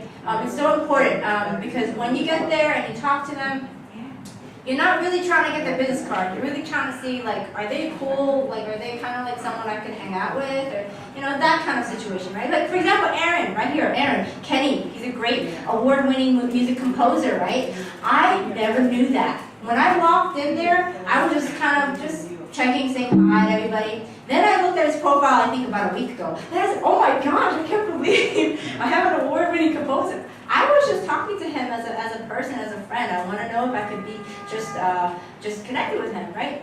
And that's how it is when you go to different events. You're not really there to sell anything. You're not there you're there just to see, would I ever be having lunch with them, or would I ever ask them any questions I might have? Maybe they'll be willing to share some thoughts out. That's what you're there for. And that's what your En Vivo Summit is about. It's about connecting with people in different industries. So we have people from health. We're going to have actually later on Dr. Norman Goldstein. He's an inventor of sunscreen. He's going to talk about how he invented the sunscreen, and now it's helping billions of people around the world. And we're going to have a filmmaker panel right here who's working right now. Trace is actually working on an AR, VR work right now, which is astonishing, and he has this animation for children. And let's get to it too. Elizabeth Featherman right here. She is a patent intellectual property attorney. Definitely, if you're going to, especially the YouTubers right here that are watching, and you're not sure what to do with trademarks or patents or copyrights, I actually know a few people who are top YouTubers, and I don't think they really thought through the name of their channel. So what happens? Later on the road, you're going to have a lot of problems, right? So right here, Elizabeth is going to actually clear up some things so that before you make that channel, try to think of through your name and your brand. So, Elizabeth.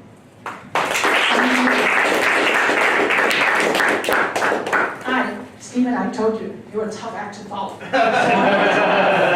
try not to be really, really legalese and boring. I'm generally very goofy. So feel free to stop me anytime and ask questions.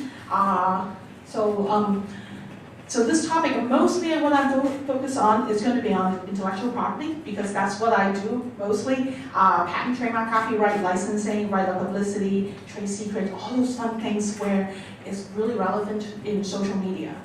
And intellectual property is all around us. What I propose to do is that first I'll talk a little bit briefly about the basic food group. That's what I like to call them. What exactly is a patent? What exactly is trademark, copyright, right of publicity? Then after we have all these fundamental blocks, then we can go into a little more details about how intellectual property laws and is applied to social media, like what kind of issues mostly arises from a trademark or copyright issues. So you know how all those really precious content that you created, all the brands that you cultivate and build, how you can protect it on your own, and also to make sure that you don't infringe on someone else's rights, and to also try to see if there's any way to monetize it, how you can actually present it to the investors to make sure that you get justly compensated for all the wonderful things that you have been doing. Okay, so we're going to start. Next slide, please. So exactly these are the outlines that we were going to do. Another slide, please. So the basic food groups are patent, trademark, copyright, trade secret, and right of publicity. So these are just pictures showing them. First thing I'm going to go into is patent. Next slide, please. So patent is, I use an example of an iPhone. I think there are like so many patents for iPhone that is just you can't even count, because patent protects inventions. Different aspects of invention can be protected different ways. There are three major kinds of patents. There's utility patent that protects the functional aspect of an invention. Design patents that protects the ornamental designs of the patent. Plant patent has nothing to do with the iPhone, except for the name Apple, which doesn't really do it. But a lot of times for horticultural uses, Monsanto, that there's a lot of seeds development, GMO and all that, that there's a specialty plant patent. Just for completeness, I put that in as well. Patent is a right to exclude others from practicing your invention for 20 years. It's a limited monopoly that you don't have to compel yourself to have the patent and practice it. You can actually have the patent, prevent others from practicing it. So that's one thing to keep in mind, that you don't have to particularly use it. Or sometimes you invent something and someone wants to buy it just to make sure that no one else is going to compete with their technology or something. So that's an interesting thing about patent. So I'll move on to the next slide, please. Trade secret. The reason why I don't put trademark first, I put trade secret, is that trade secret is sort of the same thing as a patent, where it protects your invention or some really good things where you can keep as a secret that has a commercial value for you. So like, a common example would be the KFC secret ingredient spices, and also the Coca-Cola brand. No one quite knows exactly what's in the cola formula, but you hear about it. That makes it a very successful trade secret, because you know it's a trade secret, and you can't break into it. So next slide, please. So it's not a limited monopoly for X amount of time. What it does is that it will be kept as a trade secret as long as it's being kept, and that no one is going to know about.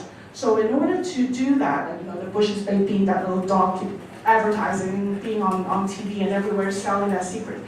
If that secret is out, then you no longer have a trade secret. To protect it, you will need to have really, really tight confidentiality agreement, or also called as non-disclosure agreement, with everybody that you interact with. So your employees, your independent contractors, people that you interact with, like vendors, and also a lot of times you may have sponsors, or you may have potential business partners, or people who may want to buy your business. You want to make sure that they sign an NDA before they even talk to you, just so that if the deal doesn't go through, that if people walk away from one another, you don't then have them learn all the secrets and go out there and duplicate what you do. So that's the crux of trade secret. Next slide, please. So now we go to something that I really love. Trademarks. Trademark, we heard from Stephen with the building the brand, so I'm just a little apt to follow that. Trademark, as you know, is always just a source identifier, a source indicator that represents the goods or services that you provide. So a lot of the YouTube brand names, definitely, you provide a service, you're promoting yourself. So your Twitter handle, your name on your online presence, that could be a brand that you develop, and then like the salon guy, which has trademarked 5 of them. So definitely it's something to think about. The next slide, please. So Stephen has already talked about the register R symbol. The difference between the register R symbol and the TM symbol is that the register R is actually a trademark registration you have with the United States Patent and Trademark Office that gives you that gives people a notice that you have this on registration, so they should not have a trademark that is similar to this one, just so that they will be confused, that consumers will be confused. TM is the common law trademark, where you use your trademark but you have not submitted an application with the federal registration, you can still use it and show people that it's a common law trademark. So, there are all these brands that are all registered trademark. It's hard to find one that, for common law trademark that people that can instantly be recognized as well. So, and then put one in. The next slide. So there are many types of trademarks. So aside from word trademark, like in the first column where see Barbies and Tiffany and company, yeah, that's easy to show. There are also other kinds of trademarks like taglines, slogans like "I'm loving it," "Just do it," and "Got milk." There are also trademarks that are logos that has nothing to do with words, but when you see those logos, you know exactly what they're selling. So that's a really good example of showing what the source indicator is, like apples and beets and Target and Wendy's and all that.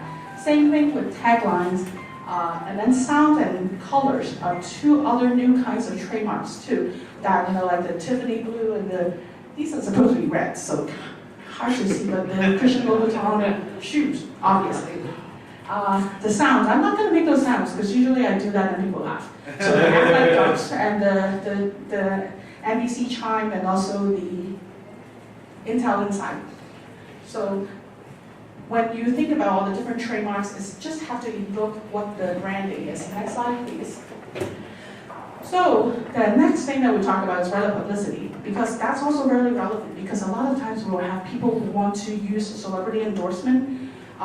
So one thing that we have to know is that unless you get permission from celebrity to use their name or their, sometimes you don't even have to be the pictures, the name, the likeness, sometimes the silhouette, or even the voice. Like, Nicki Minaj has this unique voice that it's hard to say that, you didn't take that from her. The main problem is that people sometimes think that, come across, articles or litigations where people see that someone will say that, well, I'm a fan of, let's say, Nicki Minaj.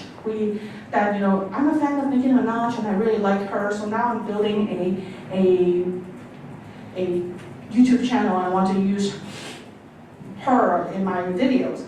And while it sounds like it's okay, it's not, because she may not be okay with you using her likeness, especially for commercial purposes when you're trying to promote new products or something, and also to get new followers and sponsors.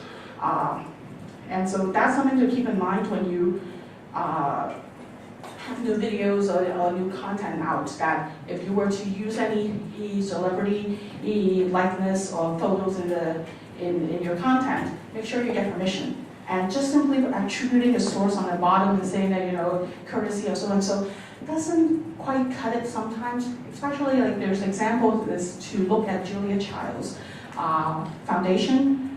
On their website, you Google the Julia Child's Foundation website, you see that they make it very clear that her likeness has to be licensed.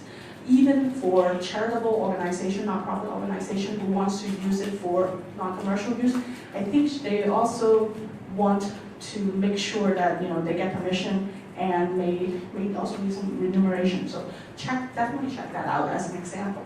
So the next one is copyright. Copyright is yet another big area since we create a lot of content. Everything that we create are copyright protected by you own the copyright. So there are lots of different things like, the categories include like literary works, the books and poetry, articles, any content that are written, performance art like music, lyrics, visual arts, artwork, jewelry, and photos, and sometimes actually including architectural drawings that are also protected. Digital content, motion pictures, and photographs, they're all copyright protected.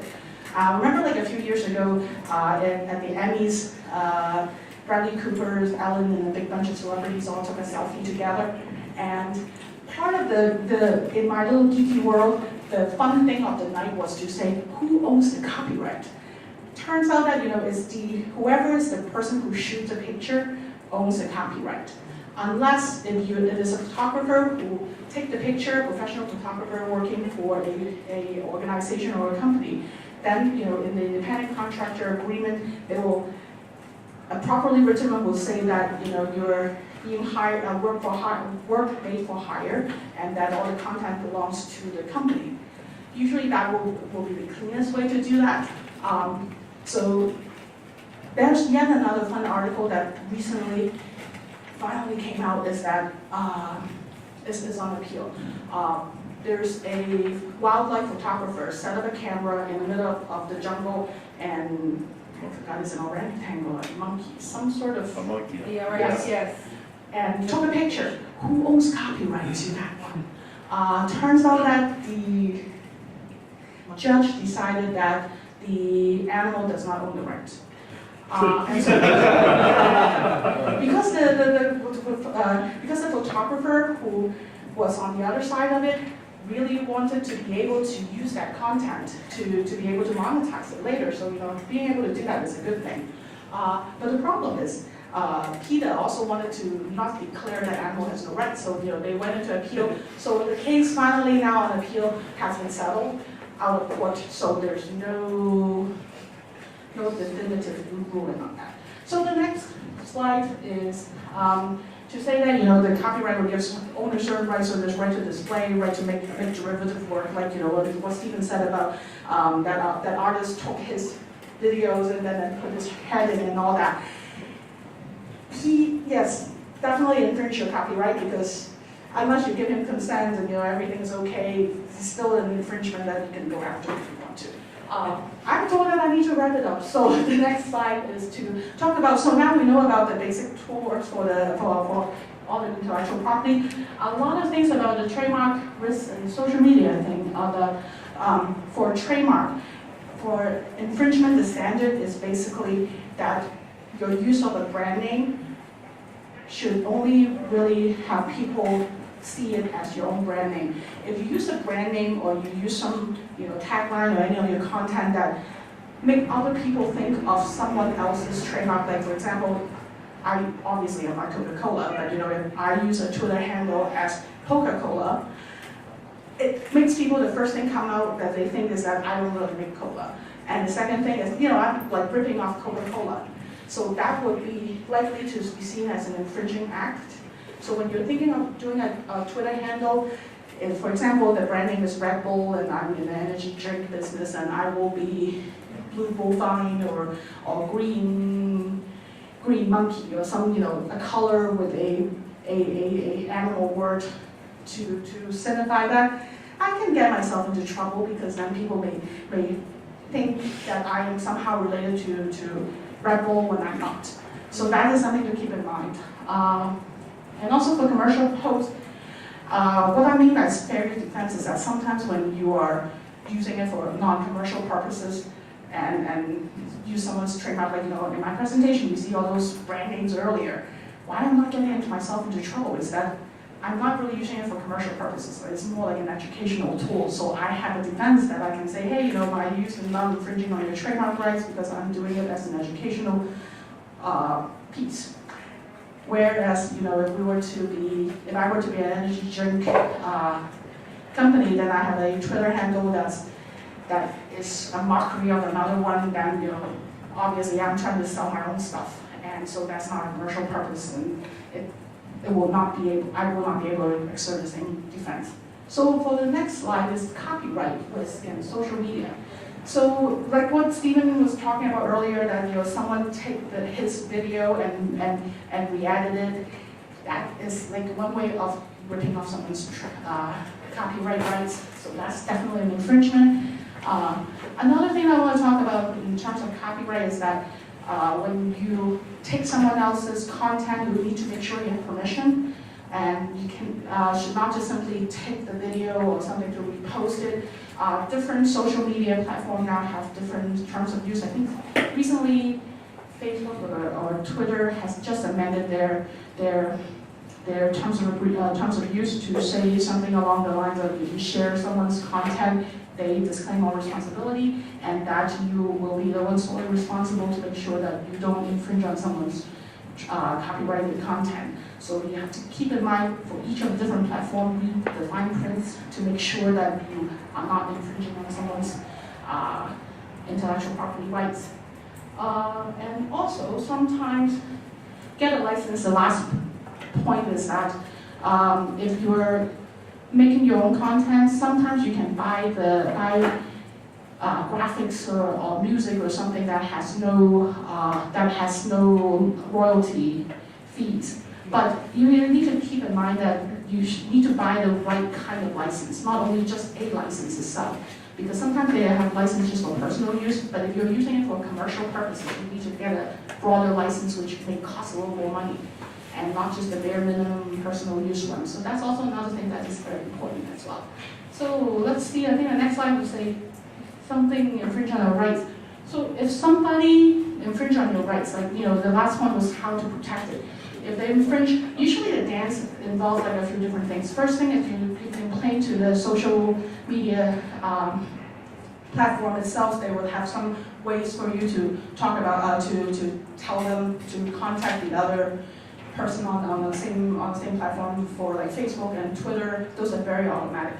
And Facebook is very quick too. Exactly. I had an issue with that about 2 years ago where somebody stole a bunch of my work and just put it up on their Facebook page. I didn't appreciate it. I sent them a nice letter, but they just didn't respond to it, so I contacted Facebook within 24 hours. Not only the picture was down, the profile was gone. Cool. Whoa. Yeah. And another thing that if you send them a letter, sometimes they may have a backlog on the web portal part. I found that if you were to fax it in, because no one faxes anymore within the United States, they actually sometimes can help speed up the process too. So that's a very, very useful tool to do. So aside from that, you can write a letter, contact the other side if possible, and also sometimes get an IP attorney to write a letter. Sometimes it carries more weight, and then all else come to also the last resort, you can file a lawsuit against that person. But exhaust all the different remedies first before you do the suit, because a lot of times it's not worth the money to do so.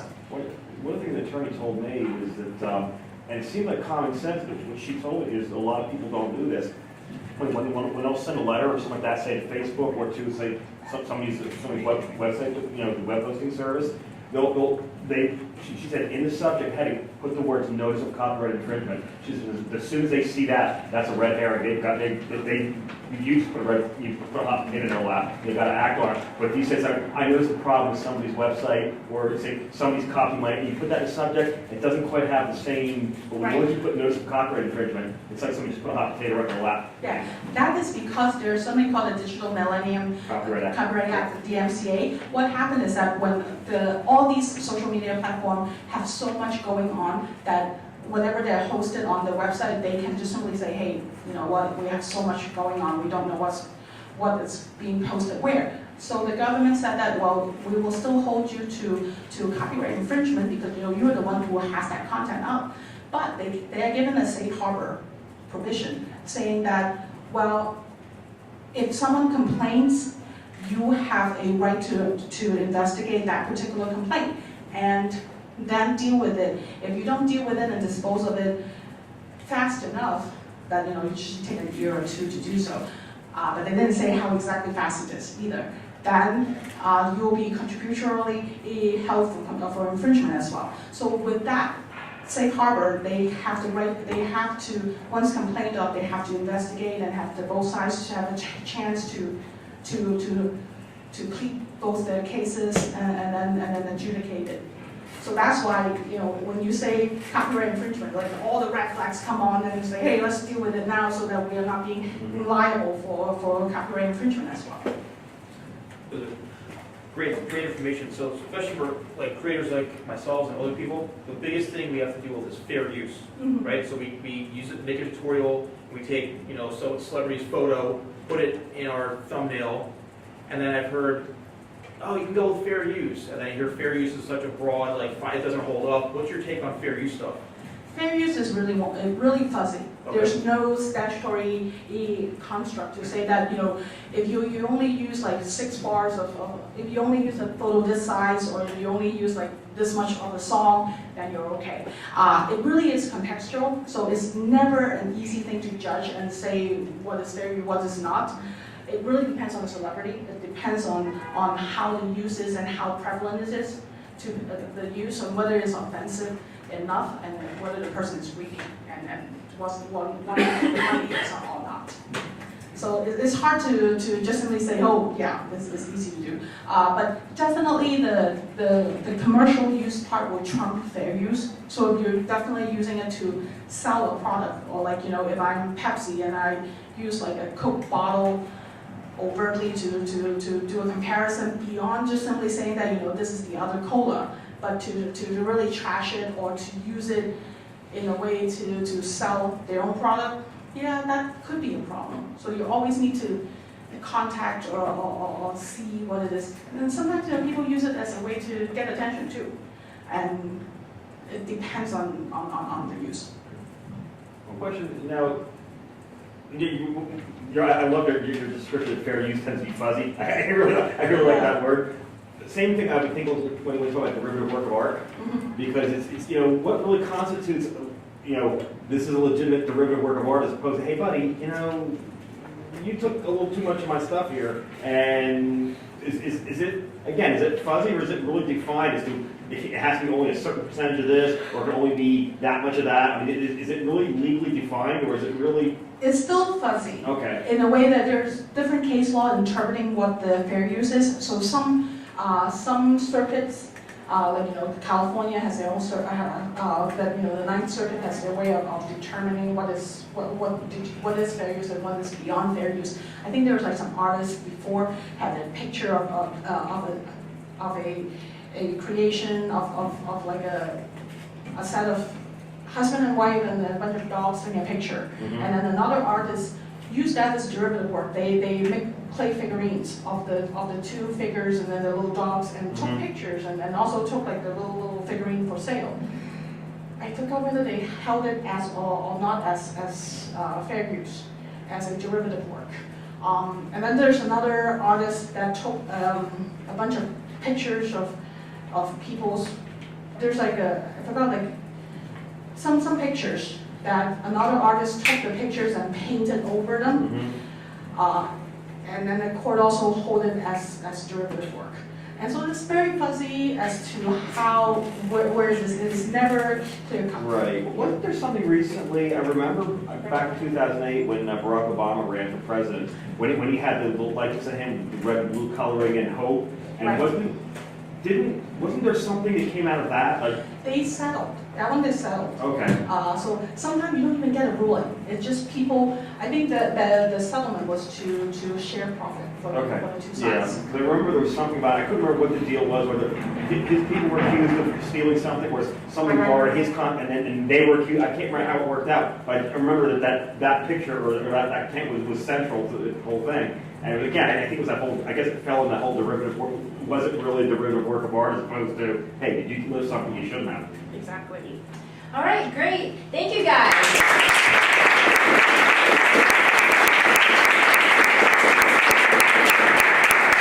I hope you enjoyed that. We're going to take a 5-minute break, and right afterwards, we're going to talk about how to break into the film industry, and it'll be a great panel. So